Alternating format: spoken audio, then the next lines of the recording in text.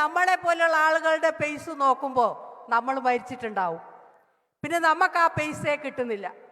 അങ്ങനെ അവരിലേക്ക് മാത്രം കുടുംബത്തിലേക്ക് കേന്ദ്രീകരിച്ച് നടക്കുന്ന ഒരു രാഷ്ട്രീയ വ്യവസ്ഥിതിയാണ് ഈ കാലമത്രയും നമ്മൾ കണ്ടുവന്നത്.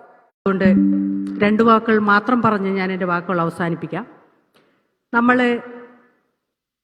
ഇനി ഒരു 2 ആഴ്ചയും കൂടെ കഴിഞ്ഞിട്ട് കാണാൻ പോകുന്ന ഒരു പൊളിറ്റിക്സ് മേഖല ഇതുവരെ കാണാത്തിൽ നിന്നും വ്യത്യസ്തമായിട്ടുള്ള ഒരു രാഷ്ട്രീയ ഇടപെടലിന് അതിൻ്റെ ഭാഗമാകാൻ നമ്മളും തയ്യാറെടുക്കുകയാണ് ശരിക്കിപ്പോൾ നടക്കുന്നത്. നമുക്കറിയാം, കേരളത്തിലെ ഇന്ത്യയിലെ രാഷ്ട്രീയ പാർട്ടികളെ UDF പോലെയുള്ള പ്രസ്ഥാനത്തിന് നമ്മൾ എടുത്താൽ പാരമ്പര്യമായി ഒരു രാഷ്ട്രീയ വ്യവസ്ഥിതിയോ ആണോ നമ്മൾക്ക് വേണ്ടത് എന്ന് തീരുമാനിക്കാനുള്ള നിർണായക അത്ര കൊച്ചുമക്കളെയും ഈ രാഷ്ട്രീയത്തിലേക്ക് കൊണ്ടുവന്ന് മുഴുവൻ ആളുകളെയും അവർക്ക് സപ്പോർട്ടായി നിർത്തുന്നതിൻ്റെ അപ്പുറത്തേക്ക് ഇതൊരു വികസിതപരമായിട്ടുള്ള ജനകീയ ഇടപെടൽ ആ പ്രസ്ഥാനങ്ങളുടെ ഭാഗത്തു നിന്ന് നമുക്ക് ഈ കഴിഞ്ഞ കാലം അത്രയും കാണാൻ സാധിച്ചിട്ടില്ല എന്നുള്ളതാണ് വസ്തുത. ആളുകളും തന്നെ ഭാരതത്തിന്റെ വികസനം എന്നാണ് പറയുന്നത്. ആ ഭാരതത്തിൽ അത്തരം ഒരു സമീപനം തന്നെയാണ് അവരും സ്വീകരിച്ചുകൊണ്ടിരിക്കുന്നത്. പിണറായി വിജയൻ, അതിൻ്റെ ശേഷം മക്കള്, റിയാസ്, മരുമക്കള്, ഇനി അവരുടെ കുഞ്ഞുമക്കളുണ്ടെങ്കിൽ അവരെല്ലാം കഴിഞ്ഞ് നമ്മളെ പോലുള്ള ആളുകളുടെ പേസ് നോക്കുമ്പോൾ നമ്മൾ മരിച്ചിട്ടുണ്ടാവും. പിന്നെ നമുക്ക് ആ പേസേ കിട്ടുന്നില്ല. അങ്ങനെ അവരിലേക്ക് മാത്രം കുടുംബത്തിലേക്ക് കേന്ദ്രീകരിച്ച് നടക്കുന്ന ഒരു രാഷ്ട്രീയ വ്യവസ്ഥിതിയാണ് ഈ കാലമത്രയും നമ്മൾ കണ്ടുവന്നത്. അതിൽ നിന്ന് വളരെ വ്യത്യസ്തമായി ഇപ്പോൾ നമുക്കറിയാം മോദിജിയുടെ ഇപ്പോഴത്തെ രാഷ്ട്രീയ പാർട്ടിയുടെ അവരും നമ്മളും തമ്മിലുള്ള ഒരു വ്യത്യാസം. അതാണ് ഒരു ഇതിനകത്തില്ല, അദ്ദേഹത്തിന്റെ സഹോദരികൾ ഇതിനകത്തില്ല. മോദിജി ഈ വികസിത രാജ്യത്തിലുള്ള ജനങ്ങളും അങ്ങനെയാണ് ശരിക്കും ആ പൊളിറ്റിക്സ് പോകുന്നത്. അവിടെയാണ് യഥാർത്ഥ രാഷ്ട്രീയ വികസനം എല്ലാവരിലേക്കും പകരുന്നത്. അപ്പോൾ ഇത്തരം ഒരു രാഷ്ട്രീയ വ്യവസ്ഥ മനുഷ്യരെ പോലെ ജീവിക്കാനുള്ള ഒരു വ്യവസ്ഥിതി എങ്ങനെയാണ് ഉണ്ടാക്കാൻ പറ്റുക? അങ്ങനെ സ്ഥിതിയോ ആണോ നമ്മൾക്ക് വേണ്ടത് എന്ന് തീരുമാനിക്കാനുള്ള നിർണായകമായിട്ടുള്ള ഒരു സമയം നമ്മളുടെ മുമ്പിൽ ഈ അടുത്ത ദിവസങ്ങൾ തന്നെ കടന്നു വരികയാണ്. അവിടെ വളരെ ഉചിതപരമായിട്ട്, വളരെ രാഷ്ട്രീയപരമായിട്ട്, പക്വതപരമായിട്ട് ഭാരതീയരായിട്ടുള്ള മനുഷ്യർ നിലപാടെടുക്കും എന്നുള്ള കാര്യത്തിൽ തർക്കമില്ല. ഇപ്പോൾ എനിക്ക് മുമ്പ് സംസാരിച്ച എല്ലാ ആളുകളും തന്നെ ഒരു രാഷ്ട്രീയ നേതാവിനെ ഇതിനു മുമ്പ് നമ്മൾക്ക് കാണാൻ സാധ്യമായിട്ടില്ല. പക്ഷേ ഇപ്പോഴത്തരം ആശയങ്ങളും ആദർശങ്ങളും നിലപാടുകളും ഉറച്ചു നിൽക്കുന്ന ആളുകളെ നമ്മൾക്ക് കാണാൻ സാധിക്കുന്നു. അതിൻ്റെ ഭാഗമാകാൻ നമ്മളൊക്കെ ഒരുമിച്ച് നിൽക്കുന്നു. ഞാൻ ഈ രംഗത്തേക്ക് കടന്നു വന്നപ്പോൾ ഇപ്പോഴും എനിക്കെതിരെ ഒരുപാട് പ്രചരണങ്ങളും നിരന്തരമായിട്ട് നടന്നുകൊണ്ടിരിക്കുന്നുണ്ട്. അതങ്ങനെ നടക്കും. അത് ഈ സാമൂഹ്യ വ്യവസ്ഥയിലുള്ളതാണ്. റോട്ടിൽ കൂടി ആന പോകുമ്പോൾ വീടിൻ്റെ സൈഡിൽ നിന്ന് പട്ടി കുരയ്ക്കുന്നില്ലേ, ആ പ്രക്രിയയാണ് ശരിക്കും തുടർന്നു പോയിക്കൊണ്ടിരിക്കുന്നത്. അതുകൊണ്ട് നമ്മൾ അതിനെ മൈൻഡ് ആക്കേണ്ട യാതൊരു ആവശ്യവുമില്ല എന്നാണ് നമ്മൾ തിരിച്ചറിയേണ്ടത്. ഇത്തരമൊരു അവസ്ഥയിലേക്ക് നമ്മുടെ ഭാരതത്തെ കൊണ്ടെത്തിക്കാൻ അതിന് നമ്മൾക്കും ഉത്തരവാദിത്വമുണ്ട്. അതുകൊണ്ട് നമ്മളുടെ ഉത്തരവാദിത്വം അതിനോട് ഈ മോദിജിയുടെ രാഷ്ട്രീയ ഭീഷണത്തോടുകൂടി ചേർത്ത് വെക്കാൻ, അതിനോടൊപ്പം നിൽക്കാൻ നമ്മൾക്കും സാധ്യമാവണം. അതിനു വേണ്ടിയിട്ടുള്ള നിരന്തര പരിശ്രമങ്ങൾ വരുന്ന ആളുകൾ നമ്മൾ ഉണ്ടാവണം. നമ്മുടെ പ്രദേശങ്ങൾ, നമ്മുടെ ഗ്രാമങ്ങൾ, നമ്മുടെ കുടുംബങ്ങൾ, നമ്മുടെ ആളുകളുടെ ഇടയിലൊക്കെ ഈ വികസനത്തിൻ്റെ വിത്ത് പാകിക്കൊണ്ട് അവരൊക്കെ തന്നെ നല്ല വിളവെടുക്കുന്ന ഒരു സാഹചര്യത്തിലേക്ക് വരുന്ന ആളുകളെ സൃഷ്ടിക്കുന്ന ഉത്തരവാദിത്തങ്ങൾ ഏറ്റെടുത്തുകൊണ്ട് അതിനോടൊപ്പം നിൽക്കണമെന്ന് മാത്രം പറഞ്ഞുകൊണ്ട് ഞാൻ എൻ്റെ വാക്കുകൾ അവസാനിപ്പിക്കാൻ ആഗ്രഹിക്കുന്നു. പ്രത്യേകിച്ചും ഘടകകക്ഷികളായിട്ടുള്ള എല്ലാ ആളുകളും, ഇപ്പോൾ നമുക്കറിയാം, ഇപ്പോൾ PC ജോർജ് ഇപ്പോൾ ഈ NDA ചേർന്നു. ഒരുപാട് ഘടകകക്ഷികൾ എൻ ഡി എയിലേക്ക് ചേർന്നുകൊണ്ടിരിക്കുക. ഇനിയും ചെറുതും വലുതുമായിട്ടുള്ള ഒരുപാട് ഗ്രൂപ്പുകൾ എൻ ഡി എയിലേക്ക് ചേരാൻ തയ്യാറായിക്കൊണ്ടിരിക്കുക. പല സ്ഥലത്തും നിരന്തരമായിട്ടുള്ള അതിന് ചർച്ചകൾ നടക്കുന്നുണ്ട്. ഇത്തരം കാര്യങ്ങൾ നടക്കുന്നത് ഇവിടുത്തെ ഇടതും വലതും മുന്നണികൾ കഴിഞ്ഞ കാലങ്ങളിൽ ജനദ്രോഹപരമായിട്ടുള്ള അവരുടെ നടപടിയുടെ ഭാഗമായി അതിനോട് യോജിക്കാൻ പറ്റാതെയാണ് എൻ ഡി എ പോലെയുള്ള ഈ സമുദ്രത്തിലേക്ക് ഈ ആളുകൾ ഒഴുകുന്നത്. അതിനെ തടയിടാൻ ഇവിടെയുള്ള ഇടതനോ ബലതനോ ഒരാൾക്കും സാധിക്കില്ല എന്ന് മാത്രമല്ല, അതിനെ അതിജീവിച്ച് അതിന് മുന്നോട്ട് പോകാൻ തയ്യാറെടുക്കുന്ന ഭാരതീയ ജനങ്ങൾ മാനസികമായിട്ട് അതിനെ തയ്യാറെടുത്തു കഴിഞ്ഞു. അത്തരമൊരു സംരംഭം വരുന്ന ആളുകൾ ഇവിടെ സംജാതമാവട്ടെ. ഇതിൻ്റെ ഭാഗമാണ് നമ്മളും എന്ന് പറയാൻ നമ്മൾക്കും അന്തസ്സും ആഭിജാത്യം ഉണ്ടാവുന്ന രീതിയിലേക്ക് ഇത് വികസിക്കട്ടെ. അതിനുവേണ്ടി നമ്മൾക്കെല്ലാവർക്കും ഒരുമിച്ച് നിൽക്കാമെന്ന് മാത്രം പറഞ്ഞുകൊണ്ട് ഇവിടെ 2 വാക്ക് സംസാരിക്കാൻ അവസരം നൽകിയ ഈ വേദിയിലുള്ള മുഴുവൻ നേതാക്കൾക്കും സംവിധാനത്തിനും ഈ എൻ ഡി എക്കും ഒരിക്കൽ കൂടി ഘടകകക്ഷികൾക്കൊക്കെ നന്ദി പറഞ്ഞുകൊണ്ട് ഞാൻ എൻ്റെ വാക്കുകൾ അവസാനിപ്പിക്കുന്നു. നിങ്ങൾക്ക് എൻ്റെ വിപ്ലവ അഭിവാദ്യങ്ങൾ.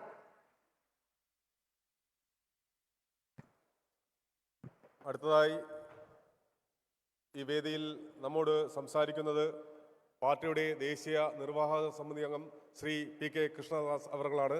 അദ്ദേഹത്തെ ആദരപൂർവ്വം ക്ഷണിച്ചുകൊള്ളുന്നു.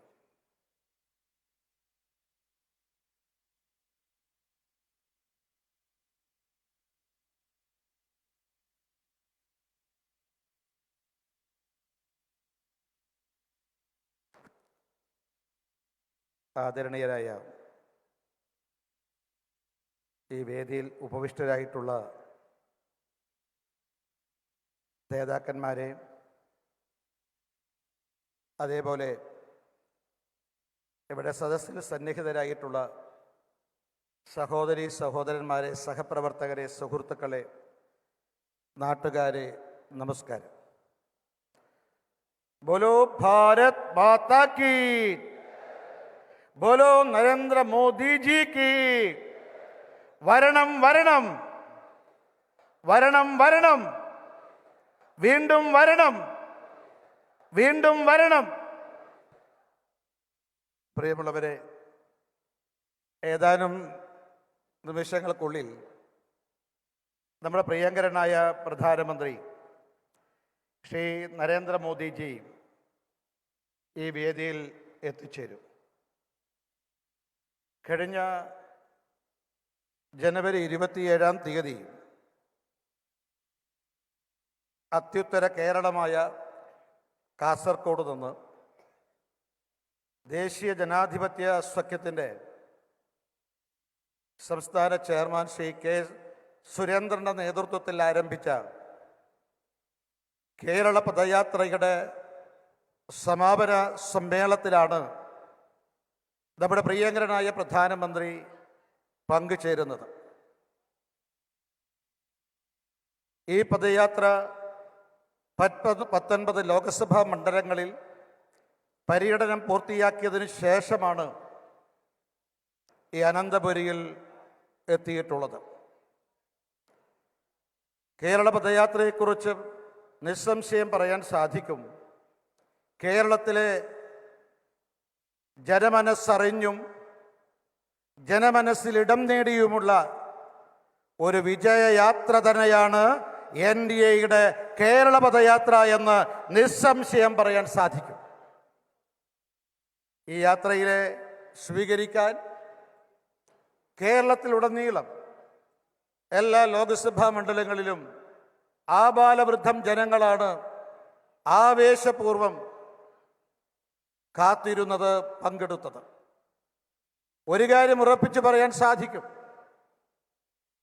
കേരളത്തിൽ ഈ ലോക്സഭാ തെരഞ്ഞെടുപ്പോടുകൂടി ഉണ്ടാകാൻ പോകുന്ന അടിസ്ഥാനപരവും അനിവാര്യവുമായ രാഷ്ട്രീയ മാറ്റം, അതിന് പ്രകടമാകുന്ന സ്വീകരണമാണ്, ജനപങ്കാളിത്തമാണ് ഈ യാത്രയിൽ സംസ്ഥാനത്തുടനീളം ലഭിച്ചത് എന്ന് പറയാൻ സാധിക്കും. കേരളത്തിൽ കാലാകാലമായി ഭരണം നടത്തി കേരളത്തെ അധപ്പതനത്തിൻ്റെ നെല്ലിപ്പടിയിലെത്തിച്ച അഴിമതിയുടെയും കെടുകാര്യസ്ഥതയുടെയും തീവട്ടിക്കൊള്ളയുടെയും ധൂർത്തിൻ്റെയും ധാരാളിത്തത്തിൻ്റെയും സ്വജനപക്ഷപാതത്തിൻ്റെയും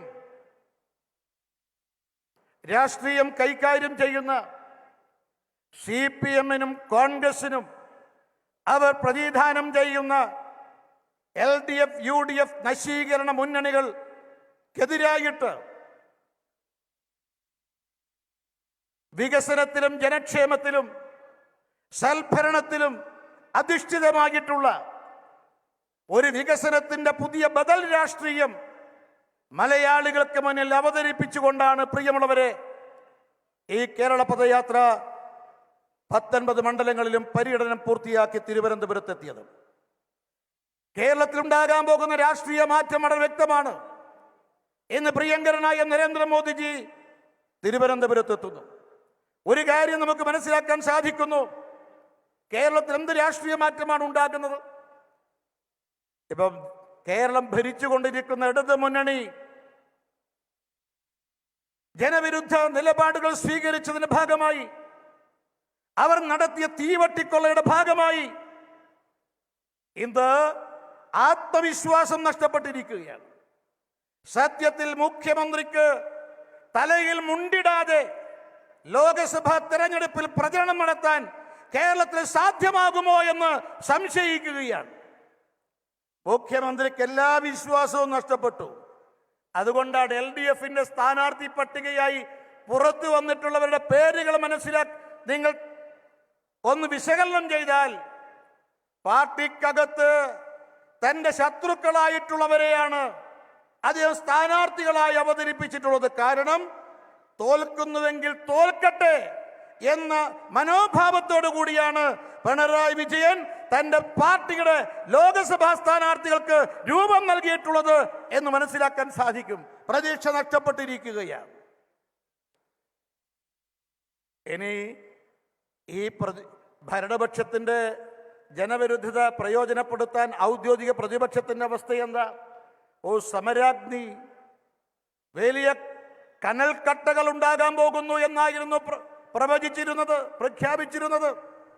അങ്ങനെയാണ് 2 വിദ്വാൻമാര് കാസർഗോഡ് നിന്നും തിരുവനന്തപുരത്തേക്ക് യാത്ര ആരംഭിച്ചത്. അഗ്നിയെക്കുറിച്ചാണ് പറഞ്ഞിരുന്നത്, കനൽക്കട്ടകളാണ് ഉണ്ടാകാൻ പോകുന്നത് എന്ന്. പക്ഷെ ഇത്രയും ദിവസത്തെ UDF-ന്റെ കോൺഗ്രസിന്റെ യാത്രയ്ക്ക് ശേഷം നമുക്ക് പറയാൻ സാധിക്കും, കനൽക്കട്ടകളല്ല, കോൺഗ്രസിന്റെ യാത്ര കരിക്കട്ടകളായി മാറിക്കഴിഞ്ഞിരിക്കുന്നു എന്നുള്ളതാണ്. അവരുടെ ഐക്യജനാധിപത്യ മുന്നണിയിലെ ഐക്യം, അവർ നേതൃത്വം കൊടുക്കുന്ന കോൺഗ്രസിന്റെ ഐക്യം നമ്മളെല്ലാവരും കണ്ടത്. VD സതീശൻ പറയുന്നു എൻ്റെ സഹോദരനാണ് സുധാകരൻ. സുധാകരൻ പറയുന്നു എൻ്റെ സഹോദരനാണ്. ഞങ്ങൾ നമ്മുടെ ബന്ധം കേവലം പാർട്ടി ബന്ധമല്ല, സഹോദര ബന്ധമാണെന്ന്. പക്ഷെ ഇതുപോലത്തെ സഹോദര ബന്ധം കോൺഗ്രസിന്റെ നേതൃത്വത്തിലല്ലാതെ നമുക്ക് മറ്റെവിടെയും കാണാൻ സാധ്യമല്ല. കാരണം സഹോദരന്മാർ ഉപയോഗിക്കുന്ന ഭാഷകള്, അഭിസംബോധന ചെയ്യുന്ന പദപ്രയോഗങ്ങൾ ഒരു മലയാളിക്കും അംഗീകരിക്കാൻ പറയാൻ പോലും സാധ്യമല്ല. ഞാൻ ചോദിക്കട്ടെ, ഇതെന്ത് സഹോദര ബന്ധ? ഇതെന്ത് സഹോദര ബന്ധ? UDF-നും പ്രതീക്ഷ പ്രിയമുള്ളവരെ നഷ്ടപ്പെട്ട് കഴിഞ്ഞിരിക്കുകയാണ്. കാരണം കഴിഞ്ഞ പ്രാവശ്യം 2019 രാജകുമാരൻ രാഹുൽ ഗാന്ധി പ്രധാനമന്ത്രിയാകുമെന്ന പ്രതീക്ഷയും, അതുകൊണ്ട് രാഹുൽ ഗാന്ധിയോടൊപ്പം നിൽക്കുക, അത് കേരളത്തിലെ പൊതുസമൂഹത്തിന്റെ ഒരഭിപ്രായമായി മാറിയിരുന്നു. അതിൻ്റെ ഫലമാണ് ആ UDF-ന് അനുകൂലമായി അന്ന് ജനവിധി ഉണ്ടായത്. പക്ഷെ ഇപ്പൊ നോക്കൂ നിങ്ങൾ, കേരളത്തിൽ തലക്ക് വെളിവുള്ള ഒരാൾ പോലും വിശ്വസിക്കില്ല രാഹുൽ ഗാന്ധി രാജ്യത്തിന്റെ പ്രധാനമന്ത്രിയാകുമെന്ന്. മാത്രമല്ല, ഇപ്പോ രാഹുൽ ഗാന്ധി നടത്തുന്ന ഭാരത് ജോഡോ യാത്രയെക്കുറിച്ച് പറയുന്നത് കോൺഗ്രസിന് സ്വന്തമായി വിജയിക്കാനുള്ള ഒരു മണ്ഡലത്തെ അന്വേഷിച്ചു കൊണ്ടുള്ള യാത്രയാണെന്ന. ഇതുവരെ താൻ മത്സരിക്കുന്നത് എവിടെയാണെന്ന് വെളിപ്പെടുത്താൻ കഴിഞ്ഞിട്ടില്ല. സ്വന്തമായൊരു മണ്ഡലം പോലും കണ്ടുപിടിക്കാൻ സാധിക്കാത്ത നേതാവാണ് IND മുന്നണിക്ക് നേതൃത്വം കൊടുക്കുന്ന കോൺഗ്രസിന്റെ നേതാവ് ശ്രീമാൻ രാഹുൽ ഗാന്ധി. ഞാൻ പറഞ്ഞു വന്നത്, കേരളത്തിലെ ഒരു തലക്ക് വെളിവുള്ള ഒരാളും രാഹുൽ ഗാന്ധി പ്രധാനമന്ത്രി ആകുമെന്ന് വിശ്വസിക്കുന്നില്ല എന്ന് മാത്രമല്ല, കേരളത്തിലെ ജാതി മത രാഷ്ട്രീയത്തിനപ്പുറത്ത് ന്യൂനപക്ഷക്കാരും ഭൂരിപക്ഷക്കാരും മുന്നോക്കക്കാരും പിന്നോക്കക്കാരും കടലോരത്തും മലയോരത്തും താമസിക്കുന്നവർ എല്ലാ മലയാളികളും വിശ്വസിക്കുന്നു. പ്രിയമുള്ളവരെ, ഇത് ഏതാനും നിമിഷങ്ങൾക്ക് നമ്മെ അഭിമുഖീകരിക്കുന്ന രാജ്യത്തിന്റെ പ്രിയങ്കരനായ പ്രധാനമന്ത്രി ശ്രീ നരേന്ദ്ര ദാമോദർ ദാസ് മോഡി രാജ്യത്തിന്റെ പ്രധാനമന്ത്രിയായി മൂന്നാമതും അധികാരമേൽക്കുമെന്ന് മലയാളികൾ വിശ്വസിക്കുകയാണ്. അതുകൊണ്ട് മോദിയോടൊപ്പം ചേർന്ന് നിൽക്കാൻ തയ്യാറാകുന്ന ഒരു പുതിയ രാഷ്ട്രീയം ഈ കേരളത്തിൽ ഇപ്പോ ഉണ്ടായിക്കഴിഞ്ഞിരിക്കുകയാണ്. ഒരു പുതിയ രാഷ്ട്രീയം ഉണ്ടായിക്കഴിഞ്ഞിരിക്കുന്നു. ഞാൻ ദീർഘമായി സംസാരിക്കുന്നില്ല. മാത്രമല്ല, കേരളത്തിലെ ജനങ്ങൾക്ക് മുന്നിൽ, മലയാളികൾക്ക് മുന്നിൽ ഒരേ ഒരു ചോദ്യം മാത്രമേ ഉള്ളൂ.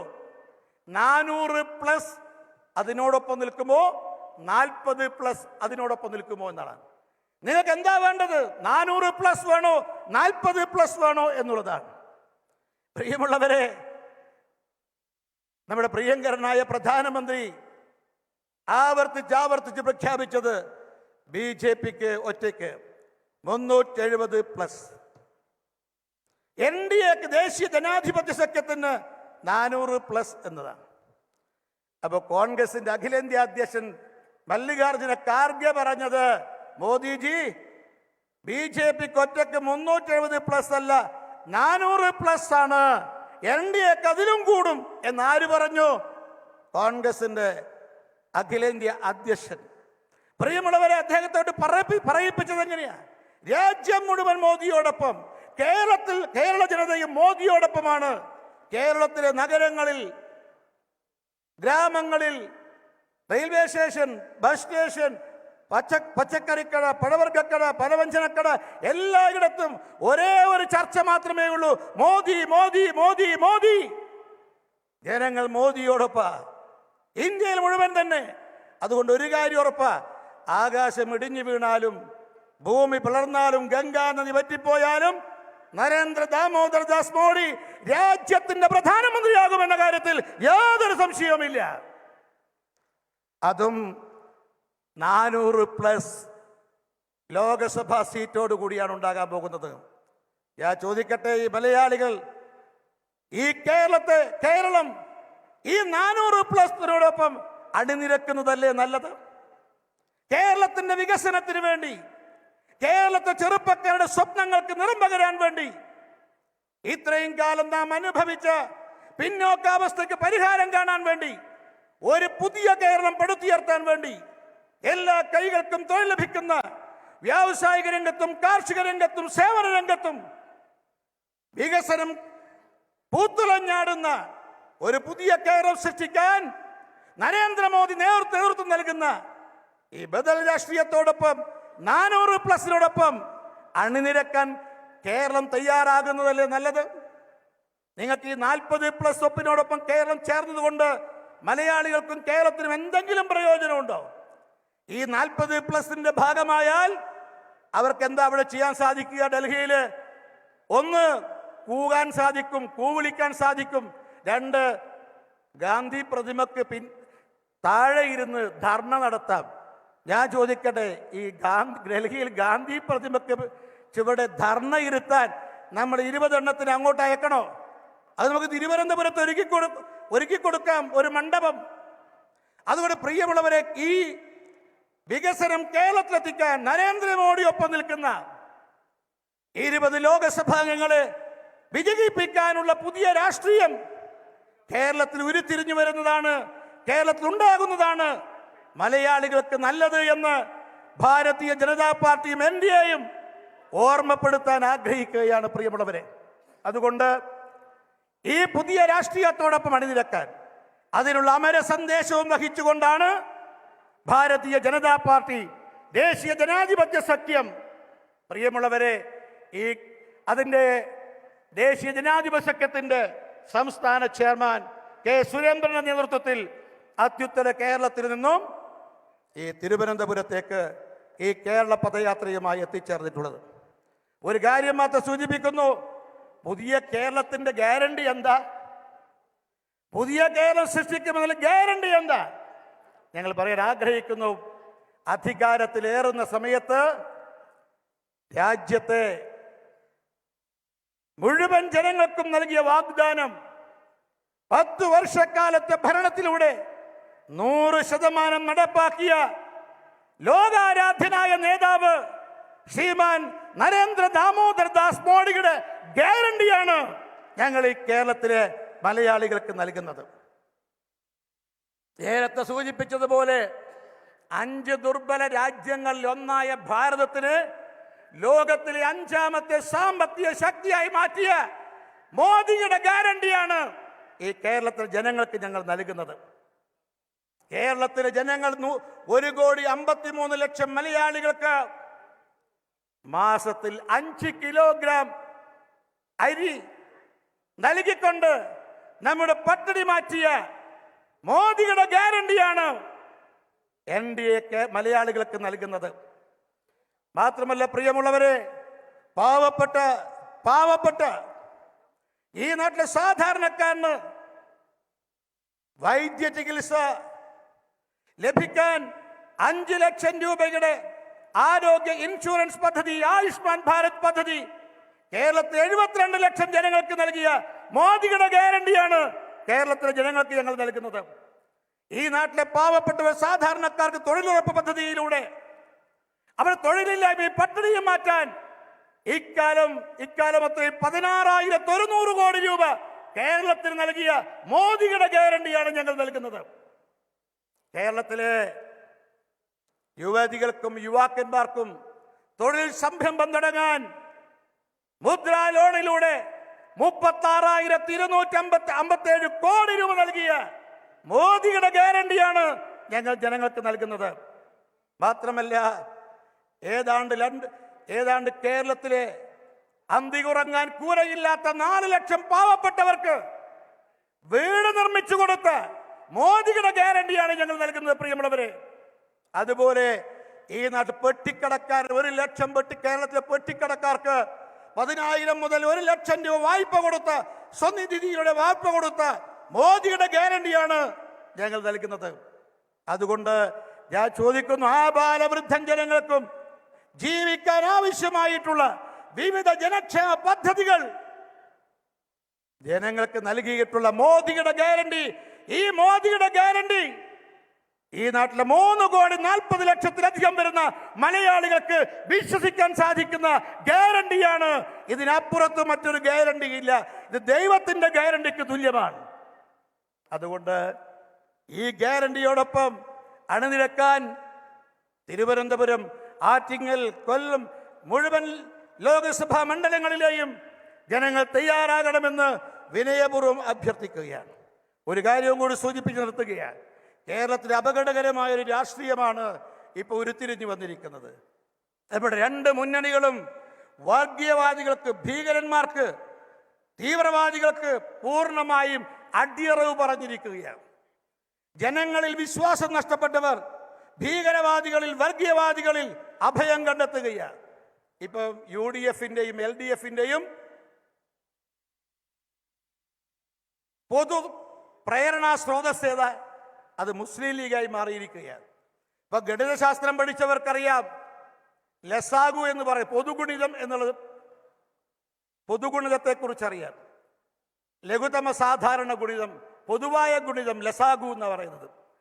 ഇപ്പൊ LDF-ന്റെയും UDF-ന്റെ പൊതുഗുണിതം അത് മുസ്ലിം ലീഗായി മാറിയിരിക്കുകയാണ്. കാരണം മുസ്ലിം ലീഗ് 3ാം സീറ്റിന് വേണ്ടി UDF-ഓട് ആവശ്യപ്പെട്ടു. ലോകസഭയ്ക്ക് പകരം രാജ്യസഭ കൊടുക്കാൻ തീരുമാനിച്ചിരിക്കുന്നു. പക്ഷെ മാർക്സിസ്റ്റ് പാർട്ടി പറയുക അവർക്ക് 3 അല്ല 6 സീറ്റ് കൊടുക്കണം എന്നാ പറയുന്നത്. നോക്കൂ നിങ്ങൾ, അതായത് മുസ്ലിം ലീഗിന് 6 സീറ്റ് കൊടുക്കാൻ ഞങ്ങൾ തയ്യാറാണ് എന്നല്ലേ ഇതിന്റെ അർത്ഥം. അതുകൊണ്ട് പ്രിയമുള്ളവരെ, മുസ്ലിം വർഗീയ വർഗീയവാദികൾക്കും തീവ്രവാദികൾക്കും രാഷ്ട്രവിരുദ്ധ ശക്തികൾക്ക് മുൻപിൽ പൂർണ്ണമായി കീഴ്പ്പെട്ട രണ്ട് മുന്നണികളാണ് LDF-ഉം UDF-ഉം. എന്നാൽ ദേശീയ ജനാധിപത്യ സഖ്യം എല്ലാ മതക്കാരുടെയും, അത് ഹിന്ദുവാവട്ടെ, മുസൽമാനാവട്ടെ, ക്രിസ്ത്യാനിയാവട്ടെ, ജൂതനാവട്ടെ, മുഴുവൻ മലയാളികളുടെ വികാര വിചാരങ്ങൾ നെഞ്ചേറ്റിക്കൊണ്ടുള്ള മുന്നണിയാണ് ദേശീയ ജനാധിപത്യ സഖ്യം. അത് സാക്ഷാൽ നരേന്ദ്രമോദിയുടെ നേതൃത്വത്തിലുള്ള മുന്നണിയാണ്. ഇവിടെ വികസനത്തിന്റെ, ജനക്ഷേമത്തിന്റെ പുതിയ രാഷ്ട്രീയം കേരളത്തിലുണ്ടാകണം. അതിന് നേതൃത്വം കൊടുക്കുന്ന രാഷ്ട്രീയമാണ് ശ്രീമാൻ നരേന്ദ്രമോദിയുടെ രാഷ്ട്രീയം. കേരളത്തിലെ ഹൈവേക്ക് 68,000 കോടി രൂപയും റെയിൽവേ വികസനത്തിന് 3,000 കോടി രൂപയും ഏറ്റവും ഒടുവിൽ നീക്കിവെക്കുകയും അതിന്റെ ഉദ്ഘാടനം ഇന്നലെ, റെയിൽവേ വികസന ഉദ്ഘാടനം ഇന്നലെ പ്രധാനമന്ത്രി ഇവിടെ നിർവഹിച്ചു കഴിഞ്ഞിട്ടുണ്ട്. അതുകൊണ്ട് പ്രിയമുള്ളവരെ, ഈ മോഡി എന്ന് പറയുന്നത്, MODI, മോഡി എന്ന് പറയുന്നത് അത് കേവലം ഒരു പേര് മാത്രമല്ല. MODI, ബോഡി എന്നതിനർത്ഥം മന്ത്ര ഓഫ് ഡെവലപ്ഡ് ഇന്ത്യ എന്നുള്ളതാണ്. മന്ത്ര ഓഫ് ഡെവലപ്ഡ് ഇന്ത്യ എന്നുള്ളതാണ് മോഡി എന്ന പദത്തിന്റെ അർത്ഥമെന്ന് നാം തിരിച്ചറിയണം എന്ന് മാത്രം അഭ്യർത്ഥിച്ചുകൊണ്ട് നരേന്ദ്രമോദിയുടെ കരങ്ങൾക്ക് കരുത്തു പകരാൻ മുഴുവൻ ജനാവലിയും തയ്യാറാകണമേ എന്ന് വിനയത്തോടുകൂടി അഭ്യർത്ഥിച്ചുകൊണ്ട് NDA ഉയർത്തുന്ന ബദൽ രാഷ്ട്രീയത്തെ രണ്ട് കൈയും നീട്ടി സ്വീകരിക്കുവാൻ, മോദിയുടെ ഗ്യാരണ്ടിയെ നെഞ്ചേറ്റുവാൻ കേരളത്തിലെ മലയാളികൾ തയ്യാറാകണമെന്നും കേരളത്തിന്റെ രക്ഷാമാർഗം അത് മാത്രമാണെന്ന് കരുതണമെന്ന് വിനയപൂർവ്വം അഭ്യർത്ഥിച്ചുകൊണ്ട് എന്റെ പ്രസംഗം ശ്രവിച്ച നിങ്ങൾക്ക് എല്ലാവർക്കും അഗൈതവുമായ കൃതജ്ഞത രേഖപ്പെടുത്തിക്കൊണ്ട് നിർത്തുന്നു. നമസ്കാരം. വന്ദേ മാതരം. ബോലോ ഭാരത് മാതാ കി, ബോലോ നരേന്ദ്രമോദിജി കി. വരണം വരണം. ശബ്ദം പോരാ. വരണം വരണം. കൈ ഉയർത്തിക്കൊണ്ട് പറയുക. വരണം വരണം. എല്ലാവരും ഉയർത്തുന്നില്ല. വരണം വരണം. വീണ്ടും വരണം. വീണ്ടും വരണം. നമസ്കാരം.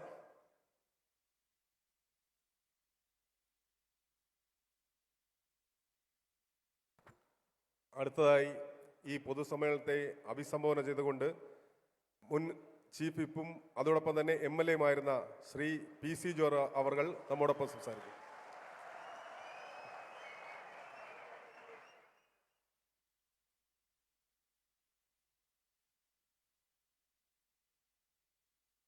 വേദിയിലും സദസ്സിലുമുള്ള അഭിനന്ദരായ നേതാക്കന്മാരെ, സഹോദരി സഹോദരന്മാരെ, സഹപ്രവർത്തകരെ, സ്നേഹിതരെ, നീണ്ട പല പ്രസംഗങ്ങളും കഴിഞ്ഞു. രാഷ്ട്രീയ കാര്യങ്ങൾ മുഴുവൻ ചർച്ച ചെയ്ത് കഴിഞ്ഞു. ഞാനും കൂടി ഇനി ആ വിധത്തിൽ നിങ്ങളോട് സംസാരിച്ചാൽ നിങ്ങൾ കൂടുതൽ ക്ഷീണിക്കാൻ സാധ്യതകളുണ്ട്. ഞാനതിലേക്ക് കടക്കുന്നില്ല. എനിക്ക് പറയാനുള്ള പ്രധാനപ്പെട്ട കാര്യം ഒരു നിവേദനമാണ്. തിരുവനന്തപുരക്കാരോട് പറയാനുള്ള പ്രധാനപ്പെട്ട കാര്യമാണ് നമ്മുടെ ശബരിമല.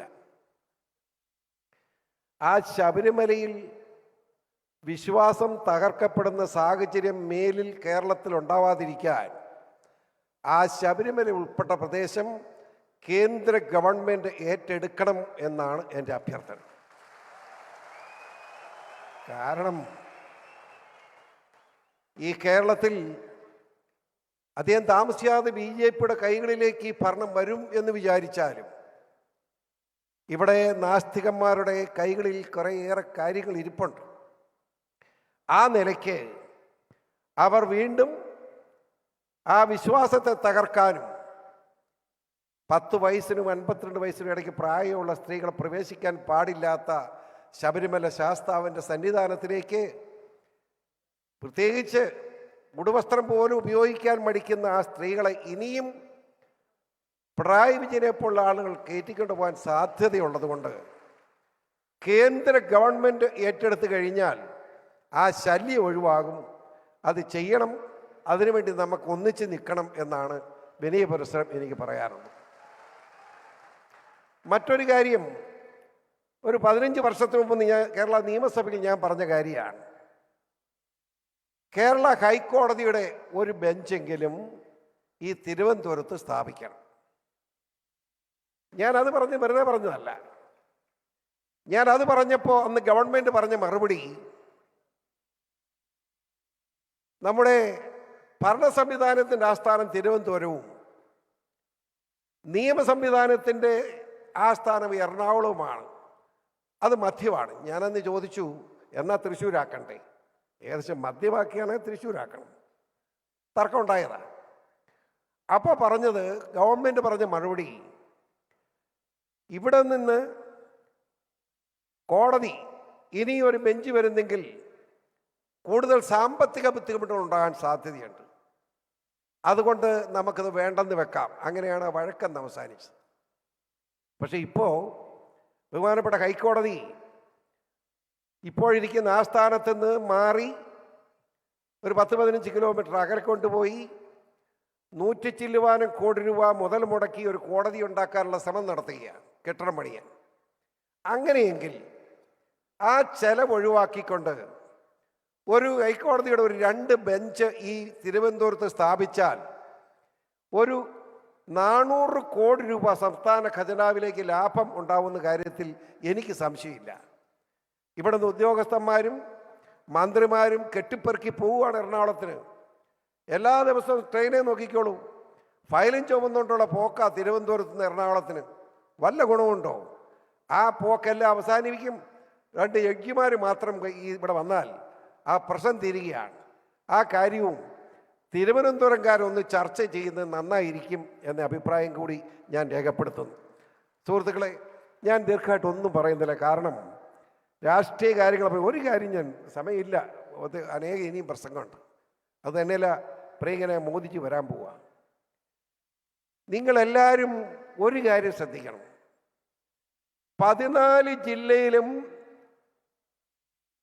യാത്ര നടത്തി 14ാമത്തെ ജില്ലയായ തിരുവനന്തപുരത്തേക്ക് BJPയുടെ ബഹുമാന്യായ പ്രസിഡന്റ് സുരേന്ദ്രൻ എത്തി നിൽക്കുകയാണ്. ആ യാത്ര നടത്തിയ സുരേന്ദ്രനും ആ യാത്രയിൽ പങ്കെടുത്ത നേതാക്കന്മാർക്കും അഭിവാദ്യങ്ങളും നന്ദിയും അർപ്പിക്കാനുള്ള ബാധ്യത നമുക്കുണ്ട്. അത് നിങ്ങൾ ചെയ്യണം. അഭിവാദ്യങ്ങൾ അർപ്പിക്കാൻ നിങ്ങൾ സന്മനസ് കാണിക്കണം എന്നാണ് എൻ്റെ ഒരഭ്യർത്ഥന. കാരണം ആ യാത്രയിലൂടെ കേരളത്തിൽ വന്നിരിക്കുന്ന മാറ്റം, കേരളത്തിൽ BJPക്ക് അനുകൂലമായി വന്നിരിക്കുന്ന മാറ്റം അത്ഭുതാവഹമാണെന്ന് ഒരു നിഷ്പക്ഷമായ കാഴ്ചപ്പാടോടെ പറയാൻ എനിക്ക് കഴിയും. നരേന്ദ്രമോദിജി ഇന്ത്യൻ പ്രധാനമന്ത്രിയായപ്പോൾ, എനിക്ക് കിടക്കുന്നില്ല, സമയമില്ല, ഒരു സംശയമില്ല, 5ാമത്തെ സാമ്പത്തിക ശക്തിയാണെന്ന് നിങ്ങൾ പറയുന്നു. പക്ഷേ 2 അല്ലെങ്കിൽ 3 വർഷത്തിനകം ലോകത്തിലെ 3ാമത്തെ സാമ്പത്തിക ശക്തിയായി മോദിജിയുടെ ഇന്ത്യ രാജ്യം മാറാൻ പോവുകയാണ്.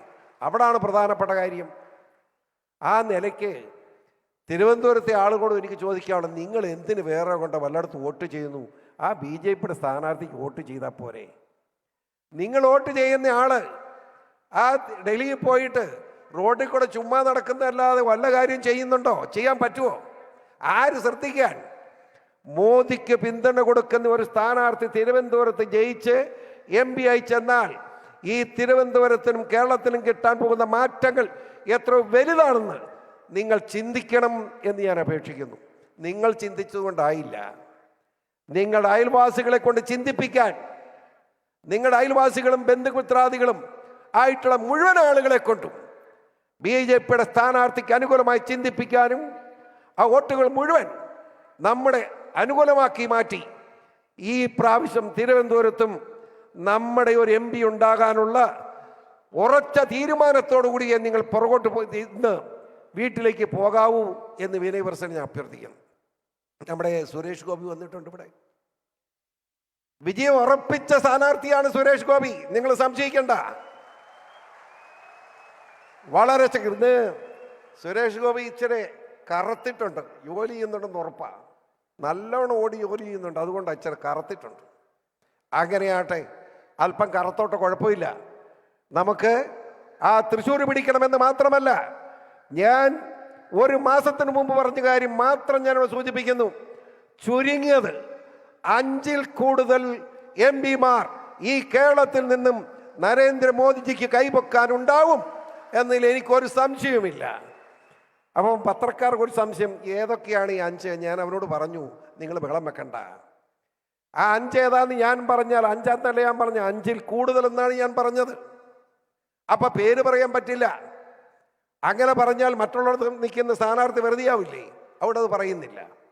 നിങ്ങൾ ധൈര്യമായി പൊക്കോളൂ. 5-ൽ കൂടുതൽ MP-മാരെ നമുക്ക് ലഭിക്കുന്ന സാഹചര്യം ഈ കേരളത്തിലുണ്ടാവും. നിങ്ങളെല്ലാവരും, നിങ്ങൾ ഇവിടെ മാത്രമല്ല, തിരുവനന്തപുരത്ത് മാത്രമല്ല, തിരുവനന്തപുരത്തുള്ള നിങ്ങളുടെ ബന്ധുമിത്രാദികൾ ഈ കേരളത്തിൻ്റെ ഏതെല്ലാം ഭാഗങ്ങളിലുണ്ടോ, ഇന്ത്യയുടെ ഏതെല്ലാം ഭാഗങ്ങളിലുണ്ടോ, അവിടെ എല്ലാം ഫോണിലൂടെയാണെങ്കിലും ബന്ധപ്പെട്ട് BJP സ്ഥാനാർത്ഥിയെ വിജയിപ്പിക്കണം, വോട്ട് ചെയ്യണം എന്ന് നിങ്ങൾ അഭ്യർത്ഥിക്കണം. നിങ്ങളുടെ പ്രവർത്തനമാണത്. നിങ്ങൾ പ്രവർത്തകരാണ്, നമ്മളെല്ലാവരും പ്രവർത്തകരാണ്. ഞാൻ ഫോണിൽ വിളിച്ച് പറയാറുണ്ട്. അതുകൊണ്ട് പറയുന്നു, നിങ്ങളെല്ലാവരും നിങ്ങളുടെ ബന്ധുമിത്രാദികൾ എവിടെയൊക്കെയുണ്ടോ, ഇന്ത്യ രാജ്യത്ത് എവിടെയൊക്കെയുണ്ടോ, അവിടെയെല്ലാം മോദിജിക്ക് അനുകൂലമായി വോട്ട് ചെയ്യാൻ നിങ്ങൾ നിർബന്ധിക്കണം എന്ന് മാത്രം സൂചിപ്പിച്ചുകൊണ്ട് സമയക്കുറവുകൊണ്ട് എൻ്റെ വാക്കുകൾ ഞാൻ ഉപസംഹരിക്കുന്നു. നന്ദി. അതോടൊപ്പം ഒറ്റ വാക്ക്, കേരള ജനപക്ഷം പാർട്ടിയുടെ പ്രവർത്തകർ ഇന്നലെ പ്രവർത്തകരായിരുന്നു ഇവിടെയുണ്ട്. അവരെല്ലാം ഇനി BJPയുടെ പ്രവർത്തകരാണ്. ഇനി മേലിൽ ജനപക്ഷം എന്നൊരു സ്ഥാപനം ഉണ്ടാവില്ല. ഇലക്ഷൻ കമ്മീഷൻ ഞാൻ എഴുതി കൊടുത്താൽ അത് വല്ലവരും കൊണ്ടുപോയെങ്കിൽ പിന്നെ അതും കൂടി ചാടി വരും. അതെന്താണ് ഇപ്പോൾ പറയുന്നില്ല. ഏതായാലും ഇല്ല എന്നറിഞ്ഞുകൊണ്ട് മുഴുവൻ പ്രവർത്തകരും കേരളത്തിലെ BJPയോടൊപ്പം സജീവ രാഷ്ട്രീയത്തിൽ ഇറങ്ങണം എന്നുകൂടി അവരെ ഓർമ്മിപ്പിച്ചുകൊണ്ട് എൻ്റെ എളിയ വാക്കുകൾ വളരെ സന്തോഷത്തോടു കൂടി നന്ദി അർപ്പിച്ചുകൊണ്ട് നിർത്തുന്നു. നന്ദി, നമസ്കാരം.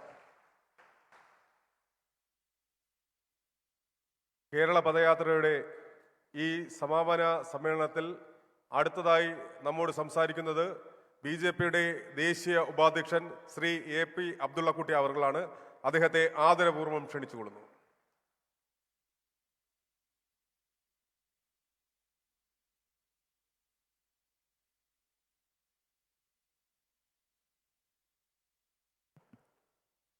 വേദിയിലും സദസ്സിലും ഉപവിഷ്ടായിരിക്കുന്ന നേതാക്കളെ, സഹോദരി സഹോദരന്മാരെ, കഴിഞ്ഞ ലോക്സഭാ തെരഞ്ഞെടുപ്പിൽ ഈ തിരുവനന്തപുരം ലോക്സഭാ മണ്ഡലം ഒരു ചരിത്രം സൃഷ്ടിച്ചിട്ടുണ്ട്.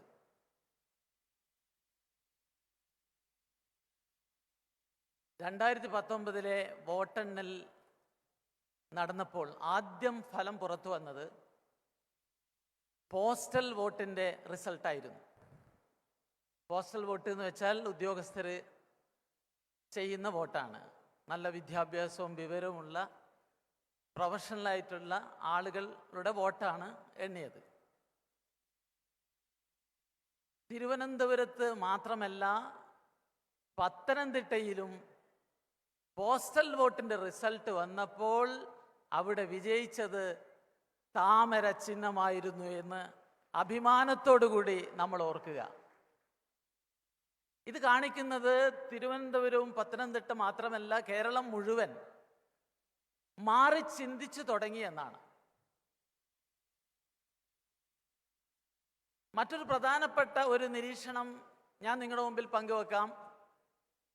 ഈ സമീപകാലത്ത് നമ്മുടെ KSRTCയിലും അതുപോലെ തന്നെ KSEBയിലും നടന്നിട്ടുള്ള റഫറൻഡം പരിശോധിച്ച് കഴിഞ്ഞാൽ നമുക്ക് മനസ്സിലാക്കാൻ സാധിക്കും, BMSനും സംഘപരിവാർ കുടുംബത്തിനും അനുകൂലമായിട്ടുള്ള വലിയ മുന്നേറ്റമാണ്. അത് കാണിക്കുന്നത് ഈ കേരളത്തിലെ ഉദ്യോഗസ്ഥർ മാത്രമല്ല, അടിസ്ഥാന വർഗവും തൊഴിലാളി വർഗവും ഈ ദേശീയ പ്രസ്ഥാനത്തിനൊപ്പം NDAക്കൊപ്പം വരുന്നു എന്നതിൻ്റെ നല്ല പ്രകടമായ സൂചനയാണ്. എന്നെ അത്ഭുതപ്പെടുത്തിയൊരു സംഗതി, കേരളത്തിലെ കമ്മ്യൂണിസ്റ്റ് പ്രസ്ഥാനത്തിൻ്റെ എക്കാലത്തെയും മഹാനായ നേതാവ് AK ഗോപാലൻ ഒരു പ്രസ്ഥാനം ഉണ്ടാക്കിയിട്ടുണ്ട്. അതാണ് ഇന്ത്യൻ കോഫി ഹൗസ്. നിരവധി ശാഖകൾ കേരളത്തിലുണ്ട്. സാധാരണ ജനങ്ങൾക്ക് ഇഷ്ടപ്പെട്ട ഒരു റെസ്റ്റോറൻ്റാണ്. ഈ സമീപകാലത്ത് കേരളത്തിലെ കോഫി ഹൗസുകളിൽ അവിടുത്തെ യൂണിയൻ തെരഞ്ഞെടുപ്പ് നടന്നപ്പോൾ നമ്മെ ഞെട്ടിച്ചു.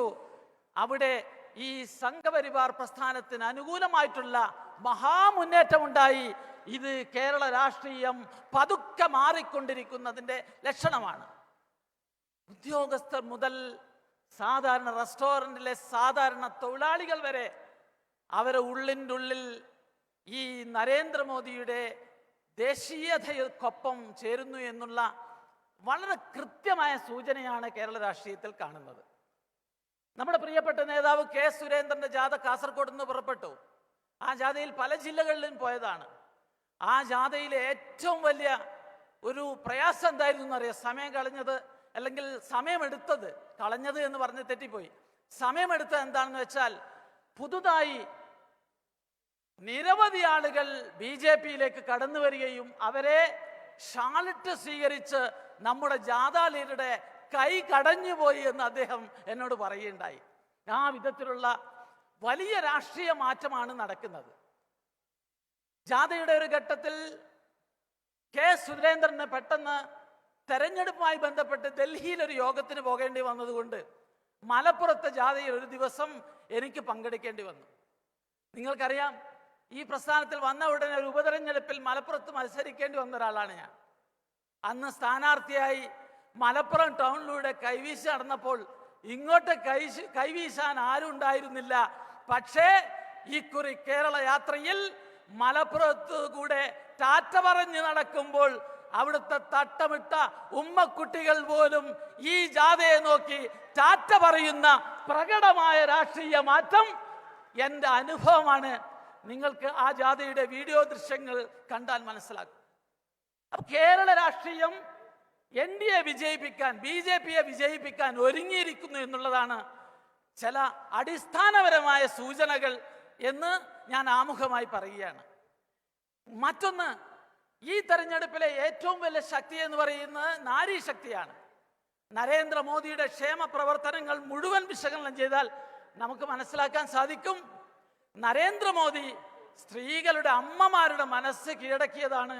ആ ക്ഷേമ പദ്ധതികളിലേക്കൊന്നും ഞാൻ ഈ സന്ദർഭത്തിൽ വിസ്താര ഭയം കൊണ്ട് വിശദീകരിക്കുന്നില്ല. പ്രിയപ്പെട്ടവരെ, അതിലൊന്ന് പറയാം, അദ്ദേഹത്തിൻ്റെ ഒരു വലിയ കണ്ടെത്തലാണ് നമ്മുടെ ഇന്ത്യയിലെ പാവപ്പെട്ട സ്ത്രീകൾ, ഗ്രാമീണ സ്ത്രീകൾ. അവർക്ക് ആർത്തവമുണ്ടാകുമ്പോൾ അവർ ജോലിക്ക് പോകില്ല, അവർ കല്യാണത്തിന് പോകില്ല, വീട്ടിൽ നിന്ന് പുറത്തു പോകില്ല, അവർക്കൊരു നാപ്കിൻ വാങ്ങാൻ പോലും സൗകര്യമില്ല.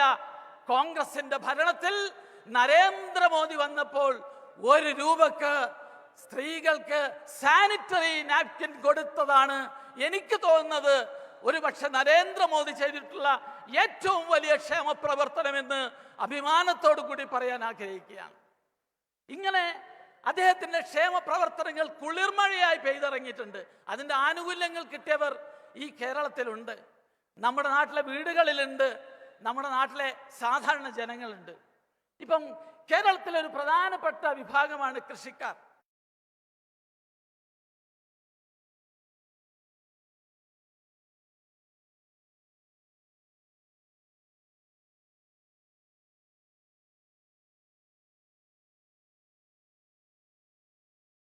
മുഖത്ത് നോക്കി എൻ്റെ പിതാവ് പറയുന്നത് ഞാൻ കുഞ്ഞുനാളിൽ കേട്ടിട്ടുണ്ട്, എടോ നിങ്ങൾ കോൺഗ്രസും കമ്മ്യൂണിസ്റ്റും മാറി മാറി ഭരിച്ചിട്ട് ഞങ്ങൾ കൃഷിക്കാർക്കൊരു നയാ കൃഷി സമ്മാൻ കിട്ടിയ കൃഷിക്കാരുടെ പ്രാർത്ഥന മാത്രം മതി, നമ്മൾ കുറച്ച് പ്രവർത്തിച്ചാൽ മതി, വീടുകളിൽ കയറി പറഞ്ഞാൽ മതി, തീർച്ചയായും ഇവിടെ നമുക്ക് വലിയ മുന്നേറ്റം ഉണ്ടാക്കാൻ സാധിക്കും.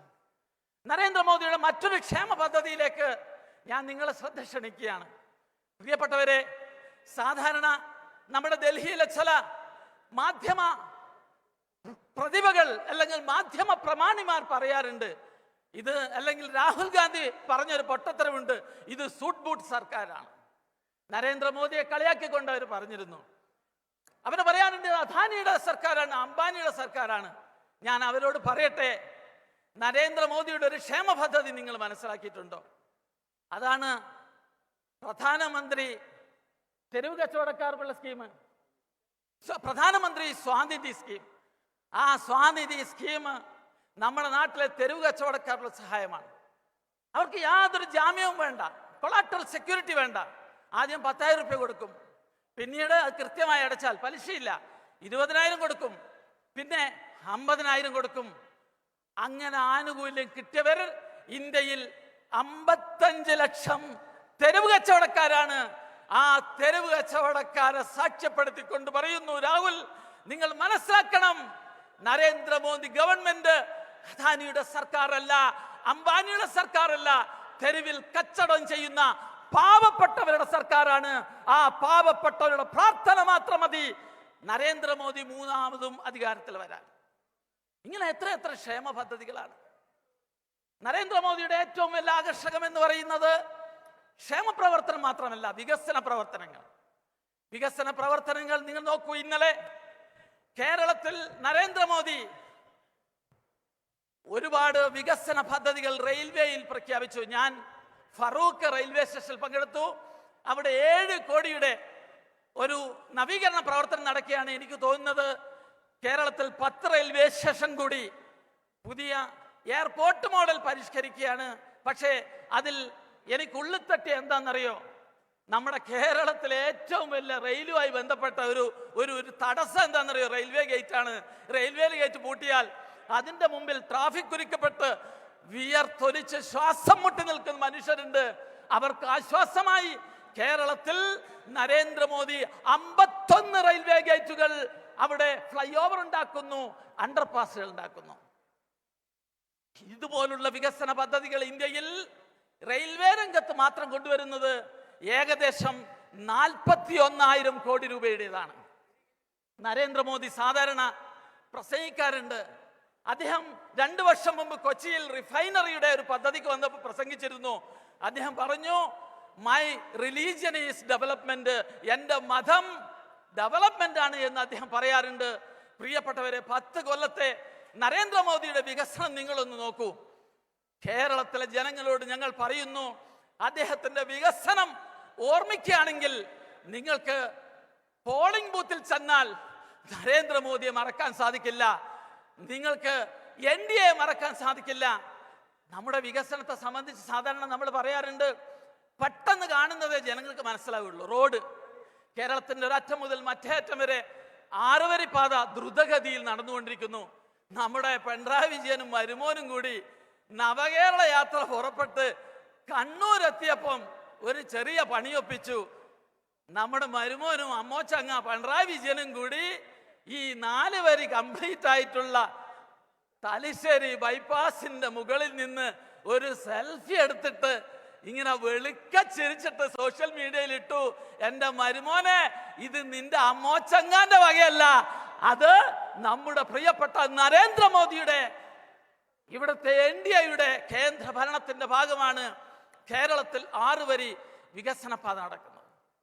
മാത്രമല്ല, ഇന്ത്യയിൽ 10 വർഷത്തിനിടയിൽ 50,000 കിലോമീറ്ററാണ് എക്സ്പ്രസ് ഹൈവേകൾ നരേന്ദ്രമോദി സൃഷ്ടിച്ചിട്ടുള്ളത്. പെട്ടെന്ന് കാണുന്നത് റോഡാണ്. ഇനി എയർപോർട്ട്. നരേന്ദ്രമോദി അധികാരത്തിൽ വരുമ്പോൾ 74 എയർപോർട്ടുകളാണ് ഇന്ത്യയിൽ ഉണ്ടായത്. ഇന്ന് 145 എയർപോർട്ട് ഉണ്ട്. അവസാനത്തെ എയർപോർട്ട് വന്നിട്ടുള്ളത് അയോധ്യയിലാണ്. സാക്ഷാൽ മര്യാദ പുരുഷോത്തമന്റെ ശ്രീരാമ ജന്മഭൂമിയിൽ വാൽമീകി മഹർഷിയുടെ സ്മാരകമായി 145ാമത്തെ എയർപോർട്ട് വന്നിരിക്കുന്നു. ഈ കഴിഞ്ഞ ബഡ്ജറ്റിൽ നിർമ്മലാ സീതാരാമൻ പ്രഖ്യാപിച്ചത് 250 പുതിയ എയർപോർട്ടുകളാണ്. ഇന്ത്യ ഒരു സൂപ്പർ പവറായി മാറുമ്പോൾ ആ ഇന്ത്യക്ക് പറക്കണം, വലിയ വേഗതയിൽ പറന്നു നീങ്ങണം. അതിനുള്ള ഒരു വലിയ ഇൻഫ്രാസ്ട്രക്ചർ സൗകര്യമാണ് നരേന്ദ്രമോദി സൃഷ്ടിക്കുന്നതെന്ന് മനസ്സിലാക്കണം. ഇപ്പോൾ ഏറ്റവും അവസാനം നരേന്ദ്രമോദി കഴിഞ്ഞ ആഴ്ച ജമ്മു കാശ്മീരിൽ പോയി. ജമ്മുവിൽ അദ്ദേഹം ഒരു ഓൾ ഇന്ത്യ മെഡിക്കൽ ഇൻസ്റ്റിറ്റ്യൂട്ട് ഉദ്ഘാടനം ചെയ്തു. നിങ്ങൾ അറിയുമോ അത് എത്രാമത്തതാണെന്ന്? 24ാമത്തെ ഓൾ ഇന്ത്യ മെഡിക്കൽ ഇൻസ്റ്റിറ്റ്യൂട്ടാണ്. മോദി അധികാരത്തിൽ വരുമ്പോൾ 8 എയിംസ് മാത്രമാണുള്ളത്. നരേന്ദ്രമോദി ആരോഗ്യരംഗത്ത് വലിയ വിപ്ലവം സൃഷ്ടിച്ചിരിക്കുന്നു. 24 എയിംസ് ഉണ്ടാക്കിയിരിക്കുന്നു. ശരിയാണ്, കേരളത്തിനും ഒരു ഓൾ ഇന്ത്യ മെഡിക്കൽ ഇൻസ്റ്റിറ്റ്യൂട്ട് ആവശ്യമാണ്. നിങ്ങളോട് ഞങ്ങൾക്ക് പറയാനുള്ളത്, നിങ്ങൾ നരേന്ദ്രമോദിക്കൊപ്പം നിൽക്കൂ. ഈ കേരളത്തിനും ഒരു എയിംസ് അർഹതപ്പെട്ടതാണ്. തീർച്ചയായും അതിനുവേണ്ടി ഞങ്ങൾ വാദിക്കും എന്ന് ഈ സന്ദർഭത്തിൽ പറയാൻ ആഗ്രഹിക്കുക. ഇവിടെ എയിംസ് മാത്രമല്ല, വിദ്യാഭ്യാസ രംഗത്ത് വലിയ വിപ്ലവം നരേന്ദ്രമോദി നടത്തിയിട്ടുണ്ട്. IIT 7 പുതുതായി തുടങ്ങി. അതുപോലെ തന്നെ IIM പുതുതായി 7 തുടങ്ങി. അങ്ങനെ വിദ്യാഭ്യാസ രംഗത്ത്, ആരോഗ്യ രംഗത്ത് ഒക്കെ വലിയ വിപ്ലവം നടത്തിയിട്ടുണ്ട്. ക്ഷേമവും വികസനവും നരേന്ദ്രമോദി കൊണ്ടുവന്നിട്ടുണ്ട്. പക്ഷേ പ്രിയപ്പെട്ടവരെ, ഇങ്ങനെയൊക്കെ രാജ്യം സൂപ്പർ പവറായി ഒരു വികസിത രാജ്യമായി മാറുന്നുണ്ടെങ്കിലും നമ്മുടെ ജനങ്ങൾ ഈ ആധുനിക കാലത്ത് നേരിടുന്ന ഏറ്റവും വലിയ പ്രശ്നം എനിക്ക് തോന്നുന്നത് നമ്മുടെ ജീവിത ശൈലി രോഗങ്ങളുടെ ഭാഗമായിട്ടുള്ള പ്രതിസന്ധിയാണ്. ഒരു നല്ല രോഗം വന്നാൽ മതി, ഇടത്തരക്കാരനല്ല, പാവപ്പെട്ടവനല്ല, ഇടത്തരക്കാരനും സമ്പന്നന് പോലും പിടിച്ചു നിൽക്കാൻ പറ്റുന്നില്ല. അത് കൃത്യമായി മനസ്സിലാക്കിയ ആളാണ് നരേന്ദ്രമോദി. അതാണ് ലോകത്തിലെ ഏറ്റവും വലിയ ഇൻഷുറൻസ് പദ്ധതി ആയുഷ്മാൻ പദ്ധതി. 5 ലക്ഷം വരെ നമ്മുടെ രാജ്യത്ത് ജനങ്ങൾക്ക് ചികിത്സാ സഹായമുണ്ട്. ഇന്ത്യയിൽ 65 കോടി ജനങ്ങൾക്ക് അതിന്റെ ആനുകൂല്യമുണ്ട്. കേരളത്തിൽ 75 ലക്ഷം ആളുകൾക്ക് 5 ലക്ഷത്തിന്റെ ഇൻഷുറൻസ് പദ്ധതിയുടെ സൗകര്യമുണ്ട്. പക്ഷെ ഇന്ന് നമ്മൾ നേരിടുന്ന പ്രശ്നം എന്താണെന്നറിയോ? ആ സ്കീമിൽ വീണ്ടും ആളുകൾക്ക് ചേരാൻ പറ്റുന്നില്ല. പല പ്രവർത്തകരും ഞങ്ങളെ കാണാറുണ്ട്, ഞങ്ങൾക്ക് ആയുഷ്മാൻ ഭാരത് ഈ ആരോഗ്യ സ്കീമിൽ 5 ലക്ഷത്തിന് ചേരണം. എന്താണെന്നറിയോ പ്രശ്നം? ഞങ്ങൾ പ്രൈം മിനിസ്റ്റർ ഓഫീസിൽ അന്വേഷിച്ചപ്പോൾ മനസ്സിലാക്കാൻ കഴിയുന്നത് നമ്മുടെ ആശുപത്രി, അതുപോലെ തന്നെ ഇൻഷുറൻസ്, ഇവരെല്ലാം ഒന്നിച്ച് ഗവൺമെന്റും ഒന്നിച്ച് പ്രവർത്തിച്ചാൽ മാത്രമേ ആ സ്കീം വ്യാപിപ്പിക്കാൻ സാധിക്കുകയുള്ളൂ. പ്രിയപ്പെട്ടവരെ, നരേന്ദ്രമോദിയുടെ ലക്ഷ്യം ഇന്ത്യയിലെ എല്ലാ ജില്ലയിലും ഒരു മെഡിക്കൽ കോളേജ് എന്ന ലക്ഷ്യമാണ്. അതിനു വേണ്ടിയിട്ടുള്ള വൻ വികസന പദ്ധതികൾ നരേന്ദ്രമോദി ആവിഷ്കരിക്കുന്നുണ്ട്. തീർച്ചയായും ആ സ്കീമിലേക്ക് ജനങ്ങളെ കൂടുതൽ കൊണ്ടുവരാൻ സാധിക്കുമെന്ന് ഞാൻ ഈ സന്ദർഭത്തിൽ ഉറപ്പിക്കുകയാണ്. ഒരു കാര്യം കൂടി പറയട്ടെ, പക്ഷേ നരേന്ദ്രമോദി ഈ നാട്ടിൽ മെഡിക്കൽ ഷോപ്പ് തുടങ്ങാൻ പോവാണ്. പ്രിയപ്പെട്ടവരെ, ആ മെഡിക്കൽ ഷോപ്പിന്റെ പ്രസക്തി 80% സബ്സിഡി ഉണ്ട് എന്നൊന്നും പറഞ്ഞാൽ ആൾക്ക് മനസ്സിലാവില്ല. ആ സ്കീമിന്റെ ഒരു പ്രാധാന്യം എന്നെ പഠിപ്പിച്ചത് എൻ്റെ ഉമ്മയാണ്. എൻ്റെ വീട്ടിനടുത്തുള്ള ഒരു മുത്തശ്ശിയുണ്ട്. അവർക്ക് ഒരു മാസം ഒരു 9,000-ലധികം രൂപക്ക് മരുന്ന് വാങ്ങിക്കണം. പ്രഷർ, ഷുഗർ, കൊളസ്ട്രോൾ എല്ലാ അസുഖവും ഉണ്ട്. ആ മുത്തശ്ശി ഇടത്തരം കുടുംബത്തിലാണ്, പേരക്കുട്ടികളൊക്കെ സമ്പന്നരാണ്. പക്ഷേ മരുന്നിന്റെ പൈസക്ക് മുമ്പിൽ വിഷമിച്ച് നിൽക്കുന്ന ആ മുത്തശ്ശിക്ക് ഒരു ആശ്വാസമാണ് ഞങ്ങളുടെ ഗ്രാമത്തിൽ വന്നിട്ടുള്ള ജനൌഷധി. 9,000-ന്റെ മരുന്ന് ഒരു 1,200 രൂപയ്ക്ക് കിട്ടിയപ്പോൾ ആ മുത്തശ്ശി നരേന്ദ്രമോദിക്ക് വേണ്ടി പ്രാർത്ഥിക്കുകയാണ്. എൻ്റെ ഉമ്മ പറഞ്ഞത്, എന്നും സന്ധ്യാനേരത്ത് പൂജാമുറിയിൽ ചെന്ന് ഈ മുത്തശ്ശി നരേന്ദ്രമോദിയുടെ ആയുരാരോഗ്യങ്ങൾക്ക് വേണ്ടി പ്രാർത്ഥിക്കുകയാണ്. ഞാൻ പറയുന്നു, ഇത്തരം മുത്തശ്ശിമാരുടെ പ്രാർത്ഥന മാത്രം മതി ഈ തിരുവനന്തപുരത്തിന്റെ ചരിത്രം തിരുത്തി കുറിച്ച് നമുക്ക് ജയിക്കാൻ. ഇവിടെ നിങ്ങൾ നോക്കൂ, സുരേന്ദ്രന്റെ ജാഥ, നമ്മുടെ ജാഥ ലീഡർ, NDAയുടെ ജാഥ ലീഡർ കെ സുരേന്ദ്രനാണ്. കെ സുരേന്ദ്രനാണ് യഥാർത്ഥത്തിൽ കേരളത്തിന്റെ പ്രതിപക്ഷ നേതാവ്. എന്നാൽ നിങ്ങൾ കോൺഗ്രസിന്റെ ഒരു ജാഥ നടക്കുന്നുണ്ട്. ആ ജാഥയുടെ സ്ഥിതി എന്താണെന്നറിയോ? ഇന്നലെ പത്രസമ്മേളനം നടന്നില്ല, ഒരു ജാഥ ലീഡർ വരാത്തോണ്ട് അവസാനം പത്രസമ്മേളനം പിരിച്ചുവിട്ടു. എന്താ സ്ഥിതി? 2 നേതാക്കന്മാരാണ്. നിങ്ങളറിയോ, ഈ KC വേണുഗോപാലിനെ കുറിച്ച് പറയുന്നത്, അവൻ എവിടെ ചെന്നാലും പഴയ നേതാക്കന്മാരൊക്കെ തുരത്തി ഓടിക്കും. ഡൽഹി ചെന്നു, എല്ലാവരും ഓടിച്ചു. അദ്ദേഹത്തിന്റെ കണ്ണിപ്പോ കേരളത്തിലേക്കാണ്. കേരളത്തിൽ സുധാകരനെയും VD സതീശനെയും തമ്മിലടിപ്പിക്കാൻ ഒരു ജാഥക്ക് ചരിത്രത്തിൽ ആദ്യമായി 2 നേതാവ് അവർ പല സ്ഥലത്തും വെച്ച് തമ്മിലടിച്ചു. അടിച്ച് പിരിഞ്ഞ് അവസാനം സുധാകരൻ കണ്ണൂർ ശൈലയിൽ മൈ എന്ന് പറഞ്ഞിട്ട് ഒരു ചീത്ത പറഞ്ഞത് നിങ്ങൾ കേട്ടിട്ടുണ്ടാകും. വളരെ ദയനീയമാണ് കോൺഗ്രസിന്റെ സ്ഥിതി. കോൺഗ്രസിൽ ഐക്യമില്ല. കോൺഗ്രസ് എന്ന് പറയുന്ന പ്രസ്ഥാനത്തെ, രാഹുൽ ഗാന്ധി എന്ന് പറയുന്ന നേതാവിനെ കുറിച്ച് എനിക്ക് പറയാനുള്ളത്, ശശി തരൂര് ഞങ്ങളെ പഠിപ്പിച്ച ഒരു ഇംഗ്ലീഷ് വാക്കുണ്ട്, ഫ്ലോക്സിനോസിനി ഹിലിഫിലിഫിക്കേഷൻ.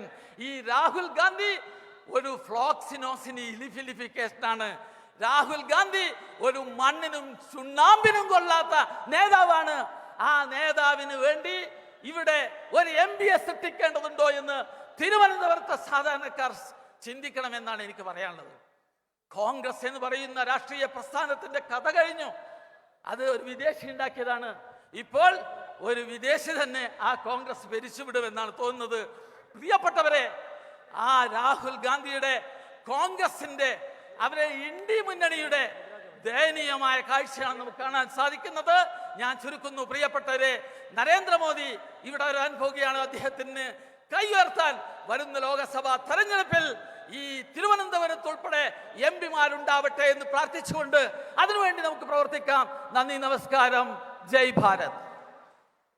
പ്രിയപ്പെട്ടവരെ, നമ്മുടെ ആരാധ്യനായ പ്രധാനമന്ത്രി എത്തിച്ചേർന്നിരിക്കുകയാണ്. എല്ലാവരും ഉച്ചത്തിൽ മുദ്രാവാക്യം വിളിക്കുക. സ്വാഗതം, സുസ്വാഗതം, മോദിജിക്ക് സ്വാഗതം, സ്വാഗതം, സുസ്വാഗതം, മോദിജിക്ക് സ്വാഗതം, സ്വാഗതം, സുസ്വാഗതം. പ്രിയപ്പെട്ടവരെ, നമ്മുടെ ആരാധ്യനായ പ്രധാനമന്ത്രി ശ്രീ നരേന്ദ്രമോദിജി വേദിയിലെത്തിയിരിക്കുകയാണ്. എല്ലാ മേഖലയിലും നമ്മുടെ ഭാരതത്തെ ഒന്നാം സ്ഥാനത്ത് എത്തിച്ചുകൊണ്ട് മുന്നേറുന്ന ലോക നേതാവ് പ്രിയപ്പെട്ട നരേന്ദ്രമോദിജി നമ്മുടെ വേദിയിലെത്തിയിരിക്കുകയാണ്. കേരളത്തിലെ ജനങ്ങളെ കാണുവാൻ വേണ്ടി അദ്ദേഹം എത്തിയിരിക്കുകയാണ്. സ്വാഗതം, സുസ്വാഗതം, മോദിജിക്ക് സ്വാഗതം, അഭിവാദ്യങ്ങൾ, അഭിവാദ്യങ്ങൾ, നരേന്ദ്രമോദിക്ക് അഭിവാദ്യങ്ങൾ, കേരളത്തിന് അഭിവാദ്യങ്ങൾ.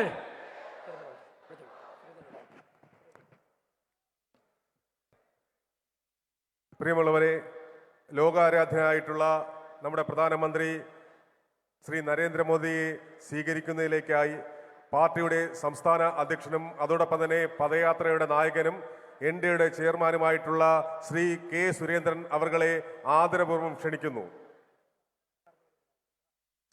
ശ്രീറാം സെറ്റ് രാമണ ലക്ഷ്മണനും അതോടൊപ്പം തന്നെ സീത ഹനുമാനും ചേർന്നിരിക്കുന്ന കുമിളിൽ തീർത്ത ശ്രീറാം സെറ്റാണ് എൻഡിഎ ചെയർമാനായിട്ടുള്ള ശ്രീ കെ സുരേന്ദ്രൻ അവർ നമ്മുടെ ആരാധനായിട്ടുള്ള പ്രധാനമന്ത്രി നരേന്ദ്രമോദിജിക്ക് നൽകുന്നത്. ഉപഹാരം നൽകുന്നതിലേക്കായി ശ്രീ കെ സുരേന്ദ്രനെ ആദരപൂർവ്വം ക്ഷണിച്ചുകൊള്ളുന്നു. बोलो भारत माता की, बोलो भारत माता की. ഭാരതീയ ജനതാ പാർട്ടി തിരുവനന്തപുരം ജില്ലാ കമ്മിറ്റിയുടെ ഹാരാർപ്പണമാണ്. ഹാരാർപ്പണം നടത്തുന്നതിലേക്കായി പാർട്ടിയുടെ ജില്ലാ അധ്യക്ഷൻ അഡ്വക്കേറ്റ് വി രാജേഷ് അവർകളെയും ജില്ലാ ജനറൽ സെക്രട്ടറിമാരായിട്ടുള്ള ശ്രീ വെങ്ങാനൂർ സതീഷ്, ശ്രീ അഡ്വക്കേറ്റ് VG ഗിരികുമാർ അവർകളെയും ആദരപൂർവ്വം ക്ഷണിച്ചുകൊള്ളുന്നു.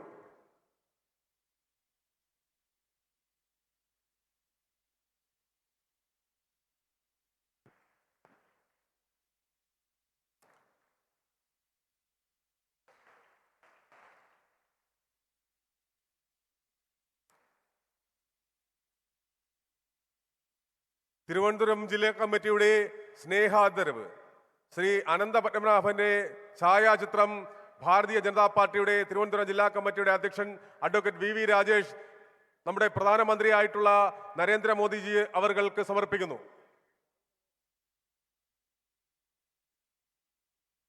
ഭാരതത്തിന്റെ അഭിമാന സ്തംഭമായിട്ടുള്ള അയോധ്യയിലെ രാംലല്ലയുടെ ചിത്രം ശ്രീ നരേന്ദ്രമോദിജി അവർക്ക് നമ്മുടെ സംസ്ഥാന അധ്യക്ഷൻ ശ്രീ കെ സുരേന്ദ്രൻ അവർ സമർപ്പിക്കുന്നു. ബോലോ ഭാരത് മാതാ കി.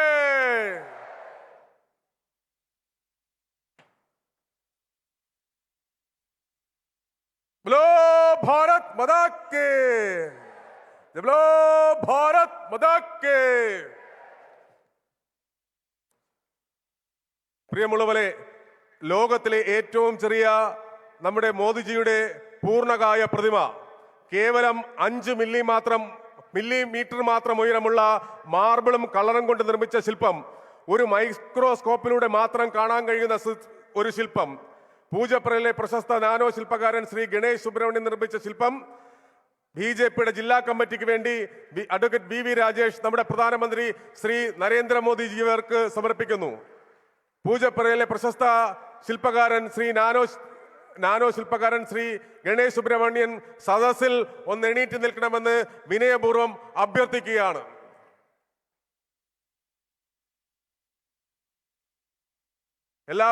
എല്ലാവരും അദ്ദേഹത്തെ ഒരു ഹർഷാവരത്തോട് അഭിനന്ദിക്കണം.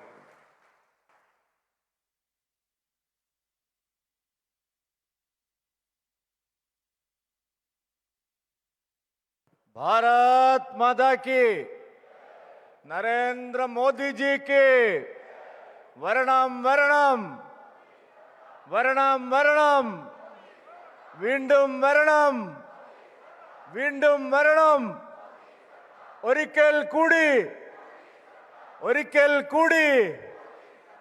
പ്രിയമുള്ളവരെ, ലോകാരാധ്യനായ പ്രധാനമന്ത്രി ശ്രീ നരേന്ദ്രമോദിജി പുതുവർഷ പുലരിയിൽ ഈ വർഷത്തിൽ ഇതാ മൂന്നാമത്തെ തവണയും മലയാളികളെ കാണാനായി, കേരളീയരെ കാണാനായി വീണ്ടും വന്നിരിക്കുകയാണ്.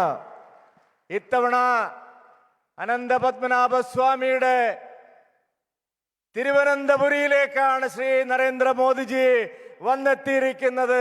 കൈ നിറയെ സമ്മാനങ്ങളുമായി, മലയാളികൾക്കുള്ള സമ്മാനങ്ങളുമായാണ് അദ്ദേഹം വന്നിരിക്കുന്നത്.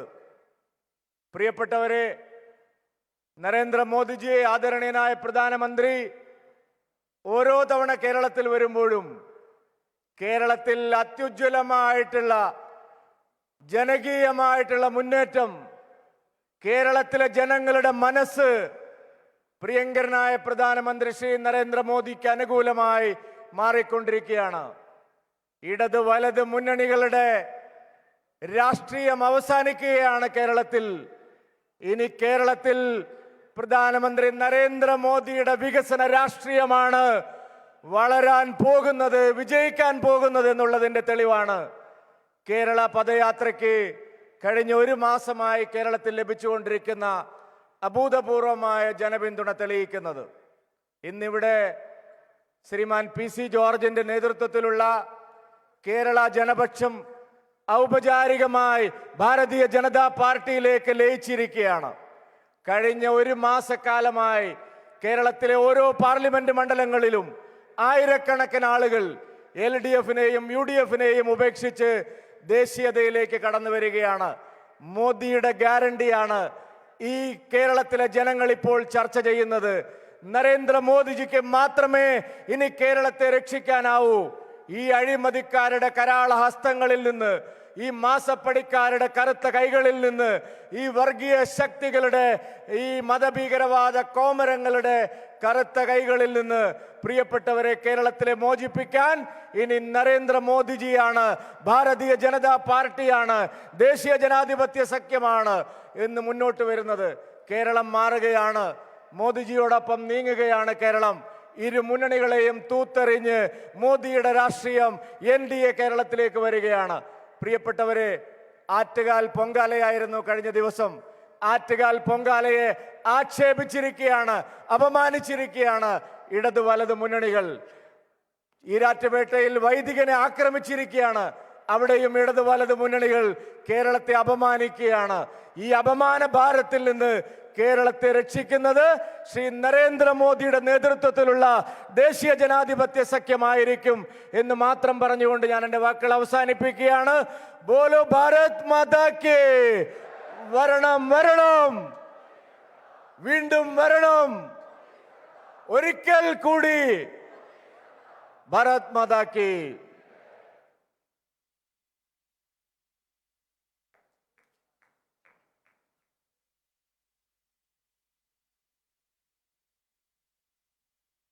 നമ്മളേവരും കാത്തിരുന്ന ലോകാരാധ്യനായിട്ടുള്ള ശ്രീ നരേന്ദ്രമോദി അവർകൾ നമ്മുടെ മുന്നിൽ നമ്മളെ അഭിസംബോധന ചെയ്ത് സംസാരിക്കുന്നു. We heartly welcome Shri Narendra Modi ji. പരിഭാഷ നടത്തുന്നതിനായി നമ്മുടെ ബഹുമാനപ്പെട്ട കേന്ദ്രമന്ത്രി ശ്രീ മുരളീധരൻ അവർകളെയും ആദരപൂർവ്വം സ്വാഗതം ചെയ്യുന്നു.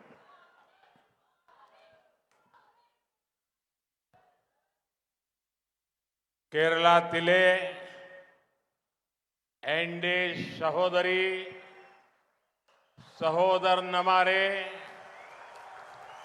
എല്ലാവർക്കും എൻ്റെ നമസ്കാരം. Friends, I bow to Sri Ananta Padmanabha Swami. I seek his blessings for the progress of the nation and its 140 crore people. It is always a pleasure to come to Thiruvananthapuram. The city is full of warm and affectionate people.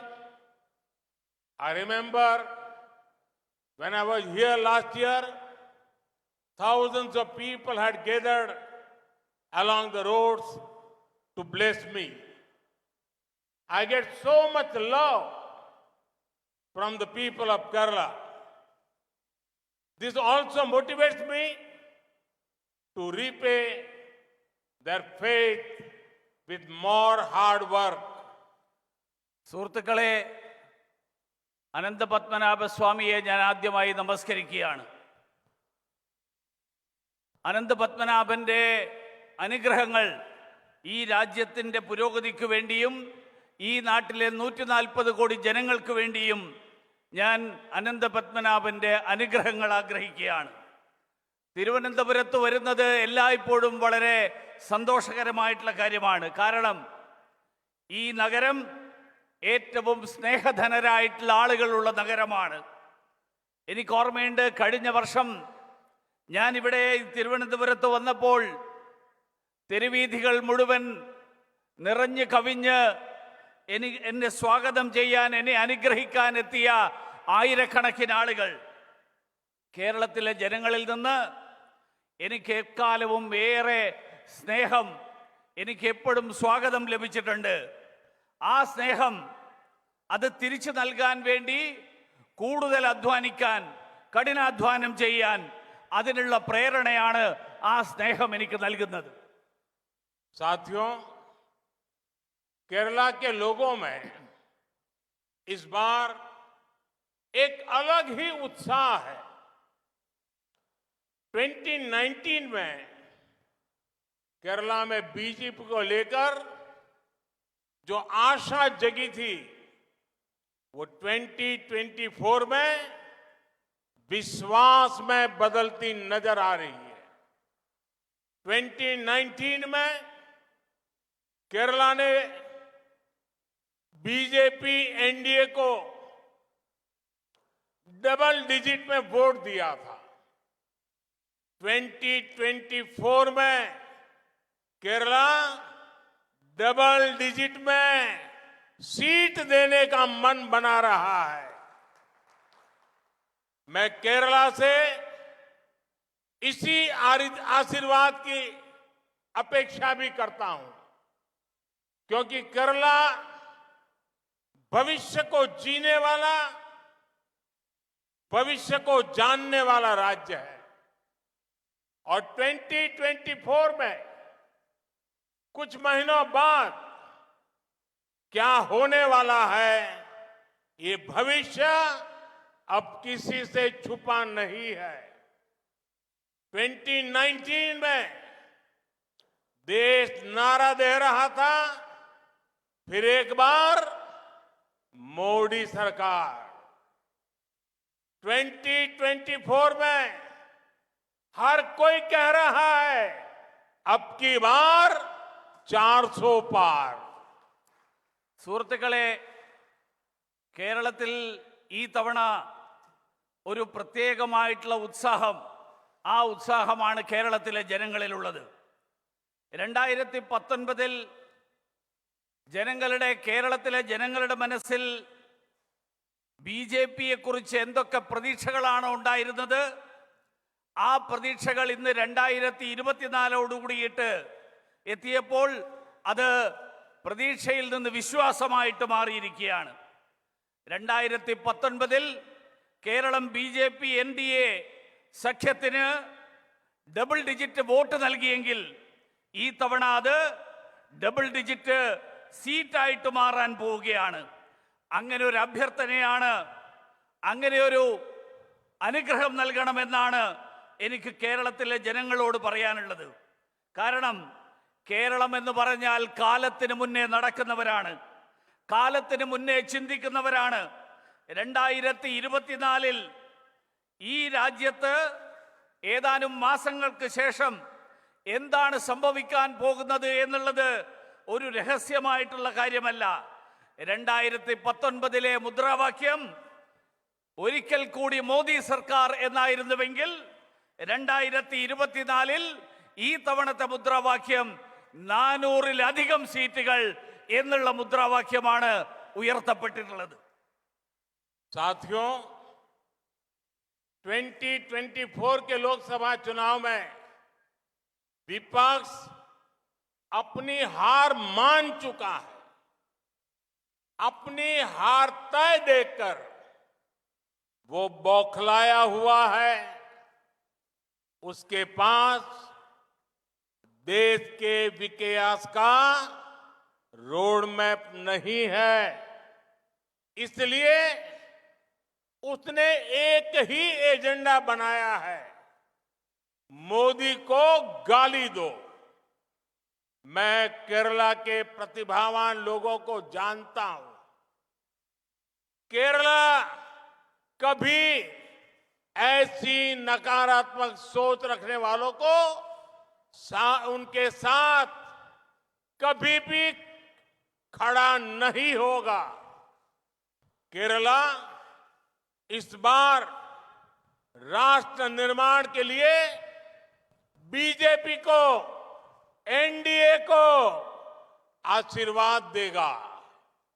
यहां BJP जिस तरह पदयात्रा निकाल रही है, जिस तरह सुरेंद्रन जी के साथ लोग सड़कों पर कंधे से कंधा मिलाकर चल रहे हैं, वो अपने आप में बहुत बड़ा संदेश है. केरला का ये मिजाज ही भाजपा के लिए 370 सीटों के लक्ष्य को आसान बनाएगा. मैं आपको ये विश्वास दिलाने आया हूं कि आपकी आकांक्षाओं को, केरला के सपनों को साकार करने में मोदी कोई कमी नहीं छोड़ेगा. और ये मोदी की गारंटी है. സുഹൃത്തുക്കളെ, 2024 ലോക്സഭാ തെരഞ്ഞെടുപ്പ്, ആ തെരഞ്ഞെടുപ്പിൽ പരാജയപ്പെടും എന്നുള്ള കാര്യം പ്രതിപക്ഷം ഉറപ്പാക്കിയിരിക്കുകയാണ്. അങ്ങനെ സ്വയം പരാജയപ്പെടുമെന്ന് ഉറപ്പായ പ്രതിപക്ഷത്തിന് സമനില തെറ്റിയിരിക്കുകയാണ്. അതുകൊണ്ട് തന്നെ അവർക്ക് ഈ നാടിൻ്റെ വികസനത്തിന് വേണ്ടിയിട്ടുള്ള ഒരു റോഡ് മാപ്പും അവരുടെ മുന്നിലില്ല. അവർക്ക് ഒരൊറ്റ അജണ്ട മാത്രമേ ഉള്ളൂ: നരേന്ദ്രമോദിയെ ചീത്ത വിളിക്കുക, ആക്ഷേപിക്കുക. കേരളത്തിലെ ജനങ്ങൾ കഴിവുറ്റ ജനങ്ങളാണ്, പ്രതിഭാധനരായിട്ടുള്ള ജനങ്ങളാണ്. കേരളം ഒരിക്കലും ഇത്തരത്തിലുള്ള നെഗറ്റീവായിട്ടുള്ള ചിന്താഗതികൾ, അങ്ങനെയുള്ള ചിന്താഗതികളോടൊപ്പം നിൽക്കുന്നവരല്ല. കേരളം ഈ തവണ ഈ നാടിൻ്റെ നിർമ്മാണത്തിന് വേണ്ടിയിട്ട്, ഈ നാടിൻ്റെ പുരോഗതിക്ക് വേണ്ടി ഭാരതീയ ജനതാ പാർട്ടിക്കും എൻഡിഎക്കും പിന്തുണ നൽകും എന്നെനിക്ക് ഉറപ്പുണ്ട്. ഇവിടെ ബിജെപിയുടെ പദയാത്ര, ആ പദയാത്ര നടന്നു കഴിഞ്ഞിരിക്കുകയാണ്, ഇന്ന് അവസാനിക്കുകയാണ്. ഈ പദയാത്രയിൽ കേരളത്തിൽ ഉടനീളം പദയാത്രയ്ക്ക് നേതൃത്വം നൽകിയ സംസ്ഥാന അധ്യക്ഷൻ കെ സുരേന്ദ്രനോടൊപ്പം തോളോട് തോൾ ചേർന്നുകൊണ്ട് എങ്ങനെയാണ് കേരളത്തിലെ ജനങ്ങൾ ആ പദയാത്രയിൽ പങ്കാളികളായത് എന്ന് വലിയൊരു സന്ദേശമാണ് നൽകുന്നത്. ആ സന്ദേശം, കേരളത്തിൻ്റെ ഈ മനോഭാവം, 370 സീറ്റ് എന്നുള്ള ലക്ഷ്യം, ആ ലക്ഷ്യം എളുപ്പമാക്കിയിരിക്കുകയാണ്. അതുകൊണ്ട് തന്നെ ഞാൻ നിങ്ങൾക്കൊരിക്കൽ കൂടി ഉറപ്പ് നൽകാൻ ആഗ്രഹിക്കുന്നു. നിങ്ങളുടെ പ്രതീക്ഷകൾ സഫലീകരിക്കാൻ, കേരളത്തിൻ്റെ സ്വപ്നങ്ങൾ സഫലീകരിക്കാൻ, അതിനു വേണ്ടിയിട്ട് എല്ലാ ശ്രമങ്ങളും നടത്താൻ നരേന്ദ്രമോദി പ്രതിജ്ഞാബദ്ധനാണ്. അതാണ് മോദിയുടെ ഗ്യാരണ്ടി. साथियों, बीजेपी ने कभी केरला को या देश के और किसी राज्य को वोट के चश्मे से नहीं देखा है. जब बीजेपी यहां कमजोर थी तब भी हमने केरला को मजबूत बनाने के लिए काम किया। इन 10 वर्षों में देश का जो विकास हुआ, जो बड़े फैसले लिए गए, उनका उतना ही लाभ केरला को भी मिला जितना बीजेपी शासित प्रदेशों को। केरला की जागरूक जनता ये सब जानती है और यहां के लोग तो पूरी दुनिया में है। आज विश्व में भारत का बढ़ता हुआ कद, उसने केरला के लोगों में एक नया आत्मविश्वास भरा है। गल्फ के देशों में रहने वाले मेरे भाई बहनों ने अभी हाल ही में अनुभव किया है कि तब के भारत और आज के भारत में कितना फर्क है। 2024 का चुनाव इस नए भारत को और आगे लेकर जाने का चुनाव है। സുഹൃത്തുക്കളെ, ബിജെപി ഒരിക്കലും കേരളത്തോടുള്ള ഒരിക്കലും വിവേചനം കാണിച്ചിട്ടില്ല.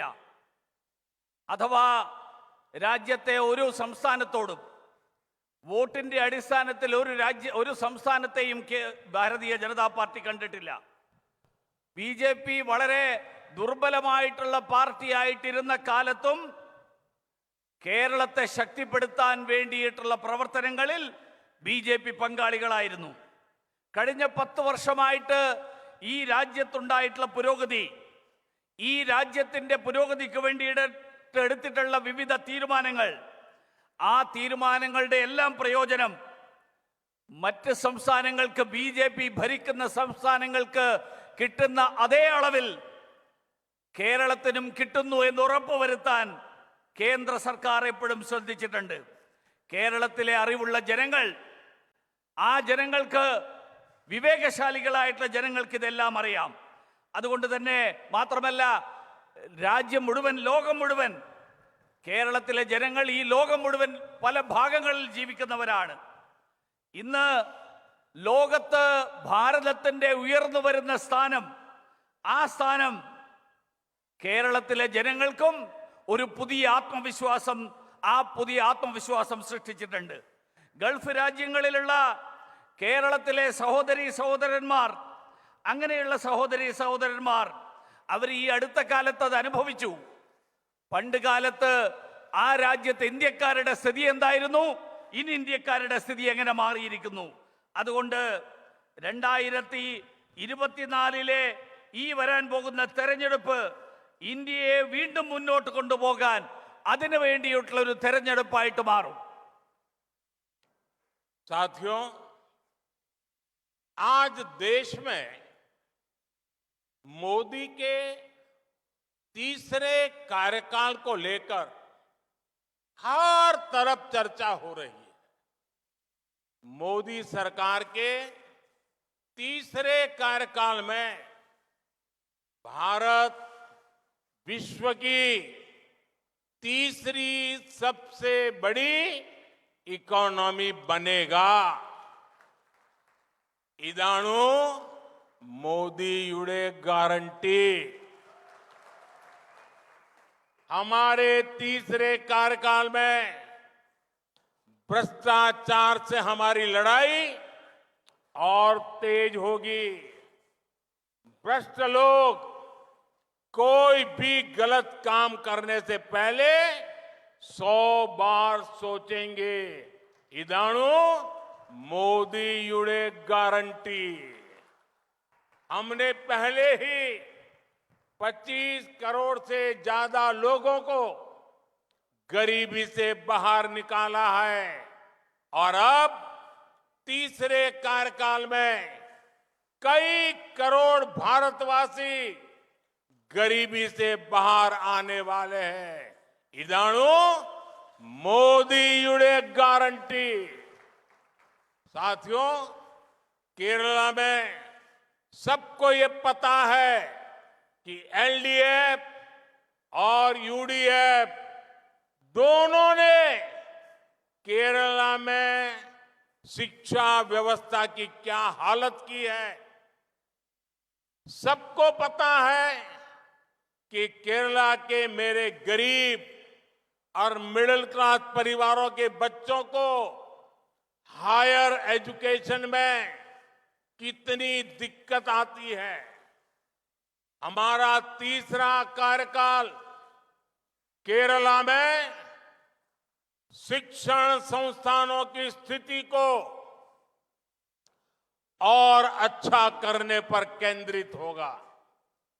इससे हमारे सामान्य परिवार के बच्चों के लिए नए रास्ते बनेंगे।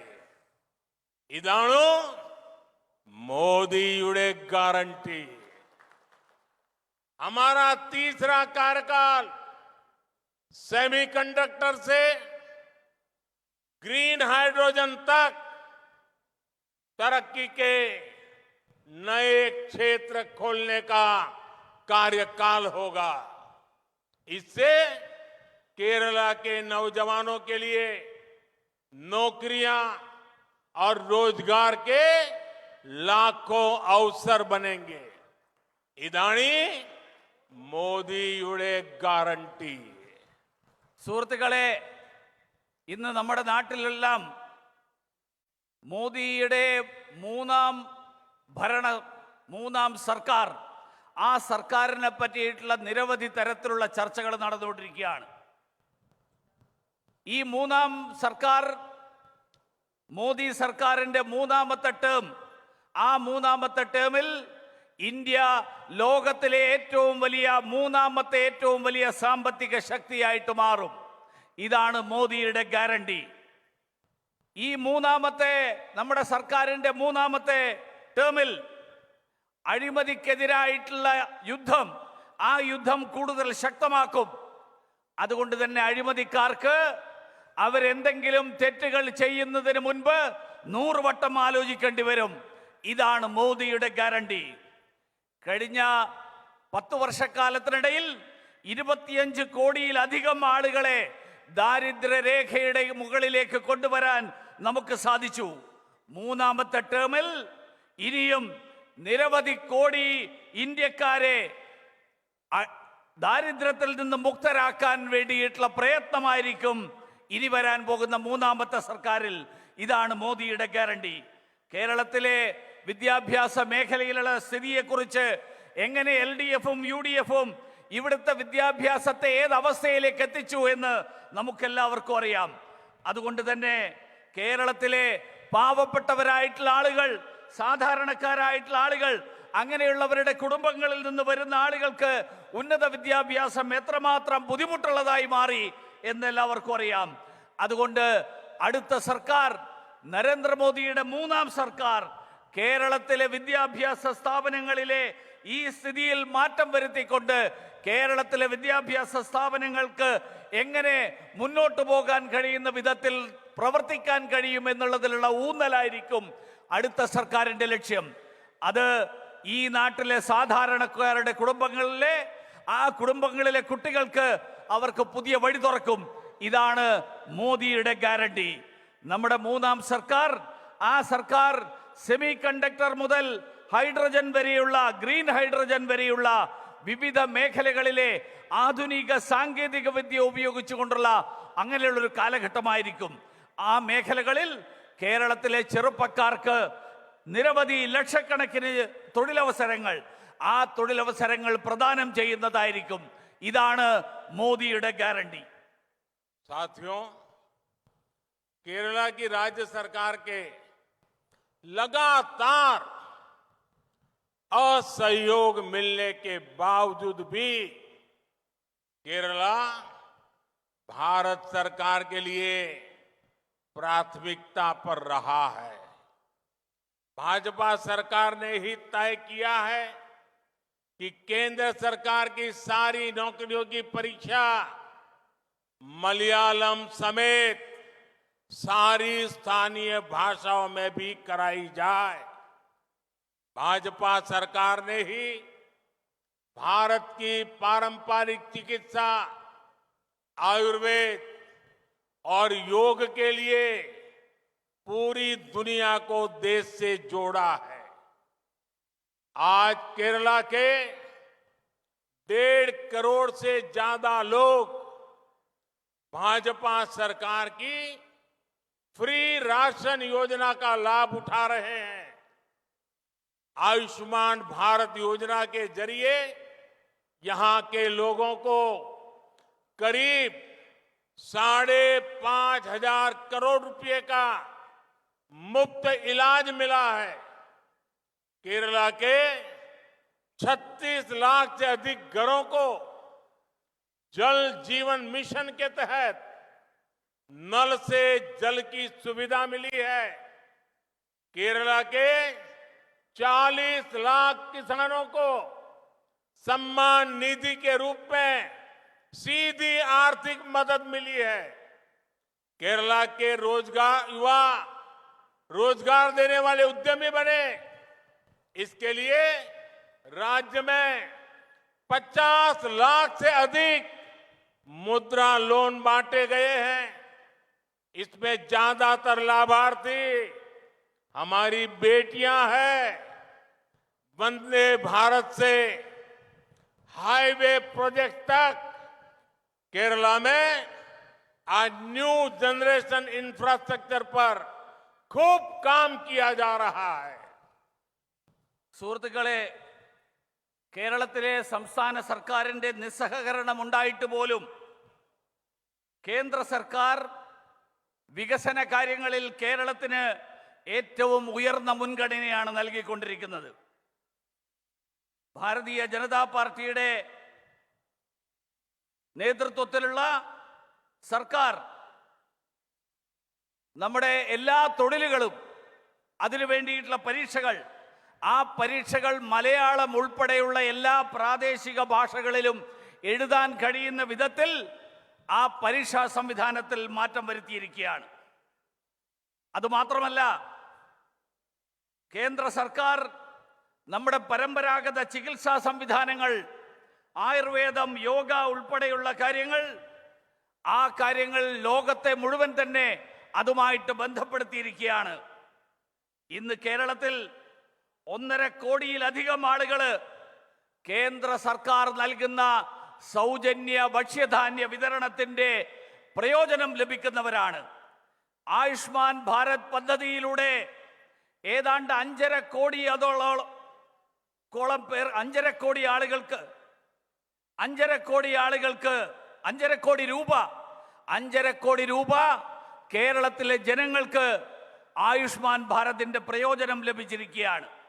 കേരളത്തിലെ 36 ലക്ഷത്തിലധികം വീടുകളിൽ ജലജീവൻ മിഷന്റെ ഭാഗമായിട്ട് പൈപ്പ് വെള്ളം ലഭിക്കുന്ന, പൈപ്പിലൂടെ കുടിവെള്ളം കിട്ടുന്ന സംവിധാനം ഉണ്ടായിരിക്കുകയാണ്. കേരളത്തിലെ 40 ലക്ഷത്തോളം കർഷകർക്ക് കിസാൻ സമ്മാൻ നിധിയിലൂടെ സാമ്പത്തിക സഹായം ലഭിക്കുകയാണ്. കേരളത്തിലെ യുവാക്കൾക്ക് തൊഴിലവസരങ്ങൾ സൃഷ്ടിക്കുക, അവർ സംരംഭകരാവുക എന്നുള്ള ലക്ഷ്യത്തോടുകൂടി ഈ സംസ്ഥാനത്ത് 50 ലക്ഷത്തിലധികം മുദ്രാ വായ്പകൾ വിതരണം ചെയ്തിരിക്കുകയാണ്. അതിൽ ബഹുഭൂരിപക്ഷവും നമ്മുടെ സഹോദരിമാർക്കാണ് അതിന്റെ പ്രയോജനം ലഭിച്ചിട്ടുള്ളത്. വന്ദേ ഭാരത് മുതൽ വിവിധ ഹൈവേ പദ്ധതികൾ വരെ കേരളത്തിലുണ്ടായിട്ടുള്ള പുത്തൻ തലമുറയിൽപ്പെടുന്ന അടിസ്ഥാന സൗകര്യ വികസനം, ആ സൗകര്യങ്ങൾക്ക് വേണ്ടിയിട്ടുള്ള പ്രവർത്തനങ്ങൾ, ആ പ്രവർത്തനങ്ങളും കേരളത്തിൽ നടന്നിരിക്കുകയാണ്. साथियों, केरला में बीजेपी कभी सरकार में नहीं रही, लेकिन फिर भी हमने केरला के विकास का पूरा प्रयास किया है। मैंने अपना ट्रैक रिकॉर्ड आपके सामने रख दिया है, लेकिन कांग्रेस और कम्युनिस्टों के नए गठबंधन का हाल क्या है? उनका एक ही ट्रैक रिकॉर्ड है, एक ही उपलब्धि है। कैसे उन्होंने पूरे देश को दशकों तक एक ही परिवार के कब्जे में रखा। उनके लिए परिवार का हित देश के करोड़ों परिवारों से ऊपर रहा है। कांग्रेस का यही रंग अब कम्युनिस्टों पर भी छा चुका है। केरला में उनकी भी सरकार इसी मॉडल पे चल रही है, क्योंकि ये लोग केरला में तो एक दूसरे के दुश्मन है, लेकिन केरला के बाहर बाकी देश में ये एक दूसरे के बीएफएफ यानी बेस्ट फ्रेंड फॉर एवर है। आप देखिए केरला में ये लोग एक दूसरे पर हत्या का आरोप लगाते हैं, एक दूसरे के कार्यकर्ताओं का जीवन संकट में डालते हैं। कांग्रेस ने तो कम्युनिस्ट सीएम पर घोटालों के आरोप भी लगाए और उन्होंने फांसीवादी तक बता डाला। जवाब में कम्युनिस्ट सरकार ने कांग्रेस के लोगों पर लाठीचार्ज कराया।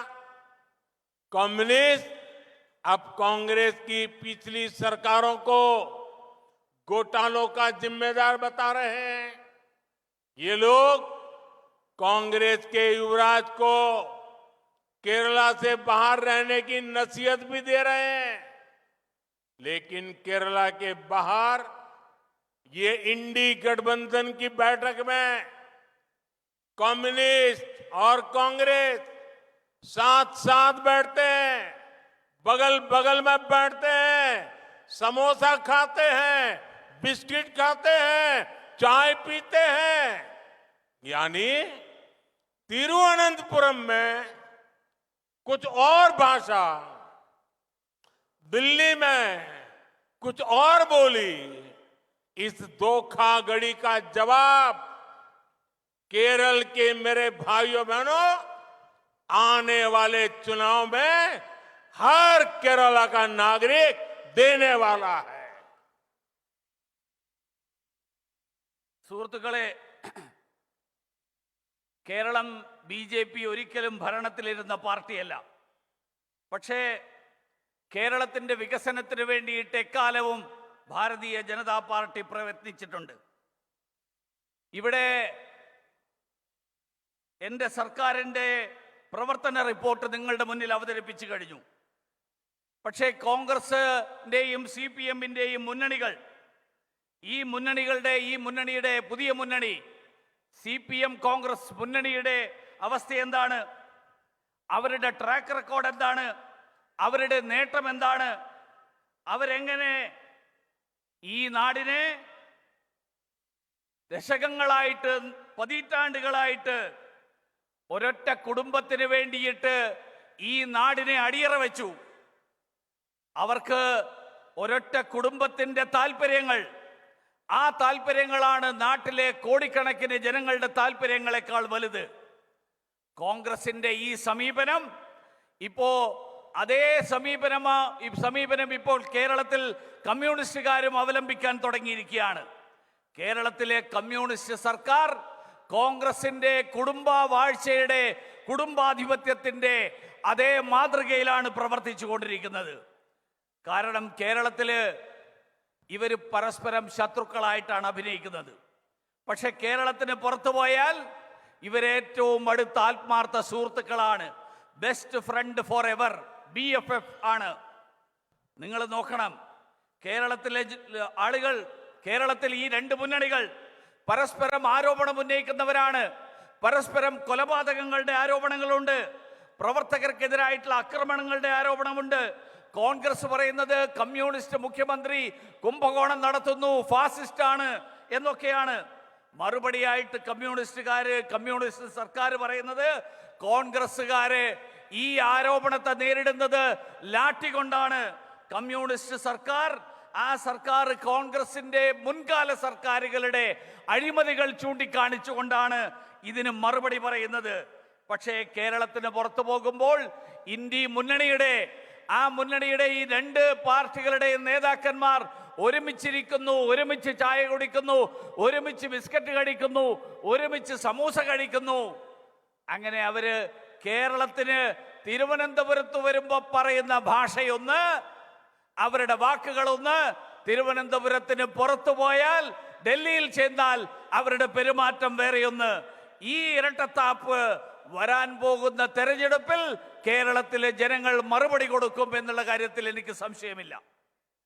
साथियों, केरला की पहचान है टूरिज्म से लेकर के टैलेंट से, लेकिन कांग्रेस और कम्युनिस्टों ने इसे घोटालों और अराजकता की पहचान देने की कोशिश की है।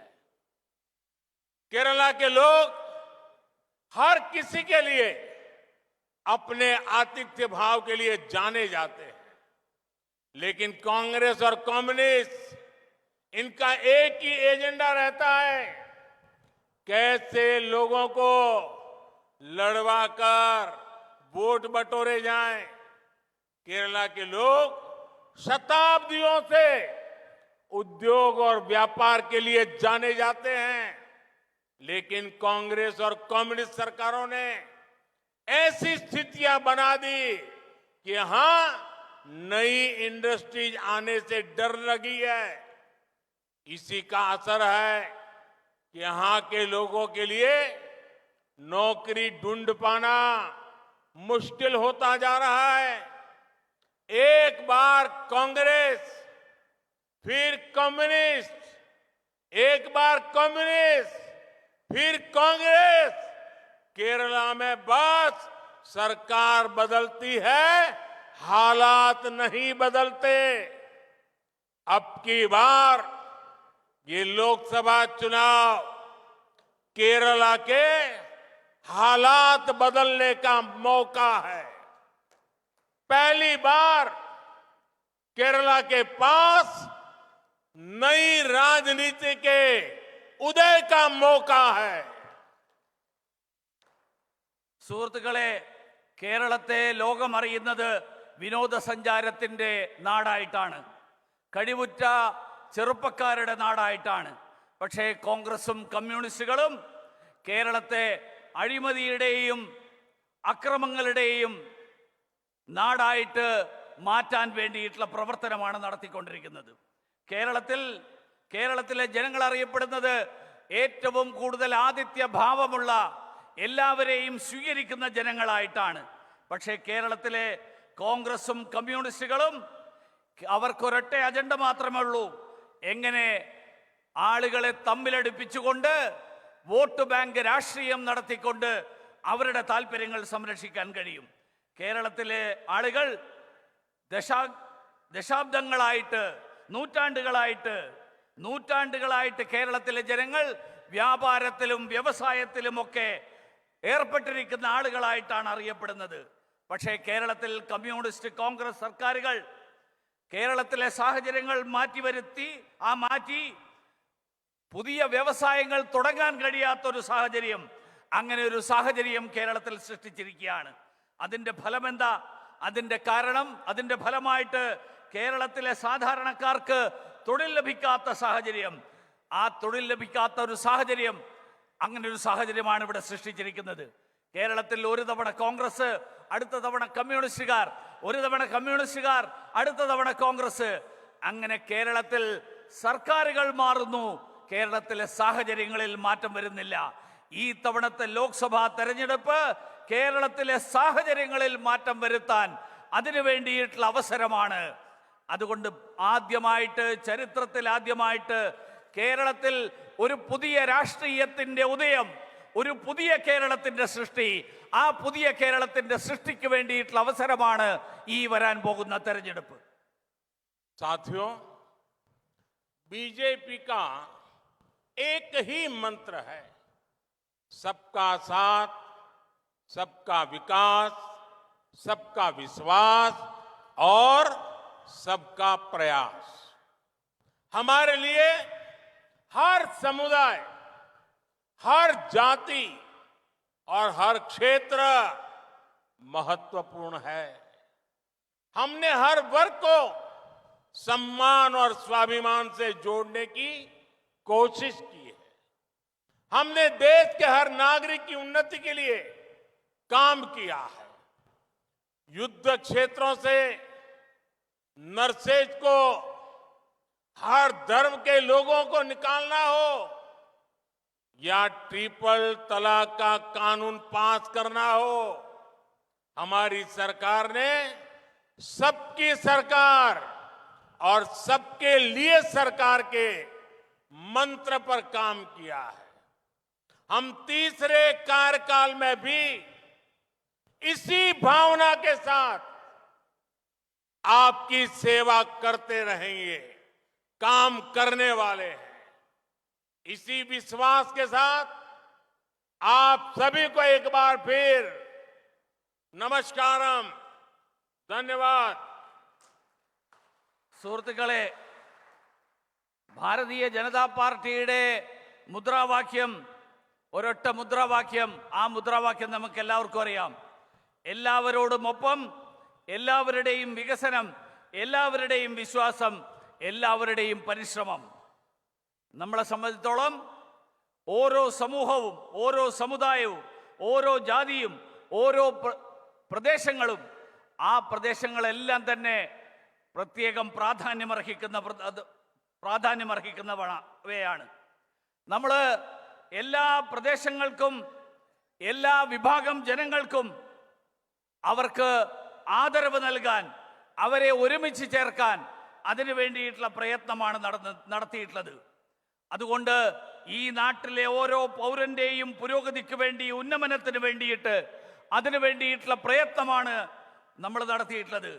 അതുകൊണ്ട് യുദ്ധക്ഷേത്രങ്ങളിൽ നിന്നുള്ള നഴ്സുമാരെ ആണെങ്കിലും, അതല്ല ഏത് മതത്തിൽപ്പെടുന്നവരാണെങ്കിലും ശരി, ആ മതം പരിഗണന കൂടാതെ, സമുദായ പരിഗണന കൂടാതെ അവരെ വിഷമകരമായിട്ടുള്ള സാഹചര്യങ്ങളിൽ നിന്ന് രക്ഷപ്പെടുന്നതിലാണെങ്കിലും, അതല്ല ട്രിപ്പിൾ തലാക്ക് പോലെയുള്ള, മുത്തലാക്ക് പോലെയുള്ള നിയമങ്ങൾ പാസാക്കുന്നതിലാണെങ്കിലും നമ്മുടെ സർക്കാർ എല്ലാവരുടെയും സർക്കാർ എന്നുള്ള നിലയിലാണ് പ്രവർത്തിച്ചിട്ടുള്ളത്.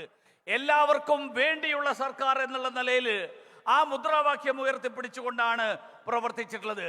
അതുകൊണ്ട് വരാൻ പോകുന്ന മൂന്നാം സർക്കാർ, ആ മൂന്നാം സർക്കാരിന്റെ കാലത്തും ഇതേ ആശയത്തോടുകൂടി, ഇതേ ആശയങ്ങൾ മുൻനിർത്തിക്കൊണ്ടായിരിക്കും സർക്കാർ പ്രവർത്തിക്കുന്നത്.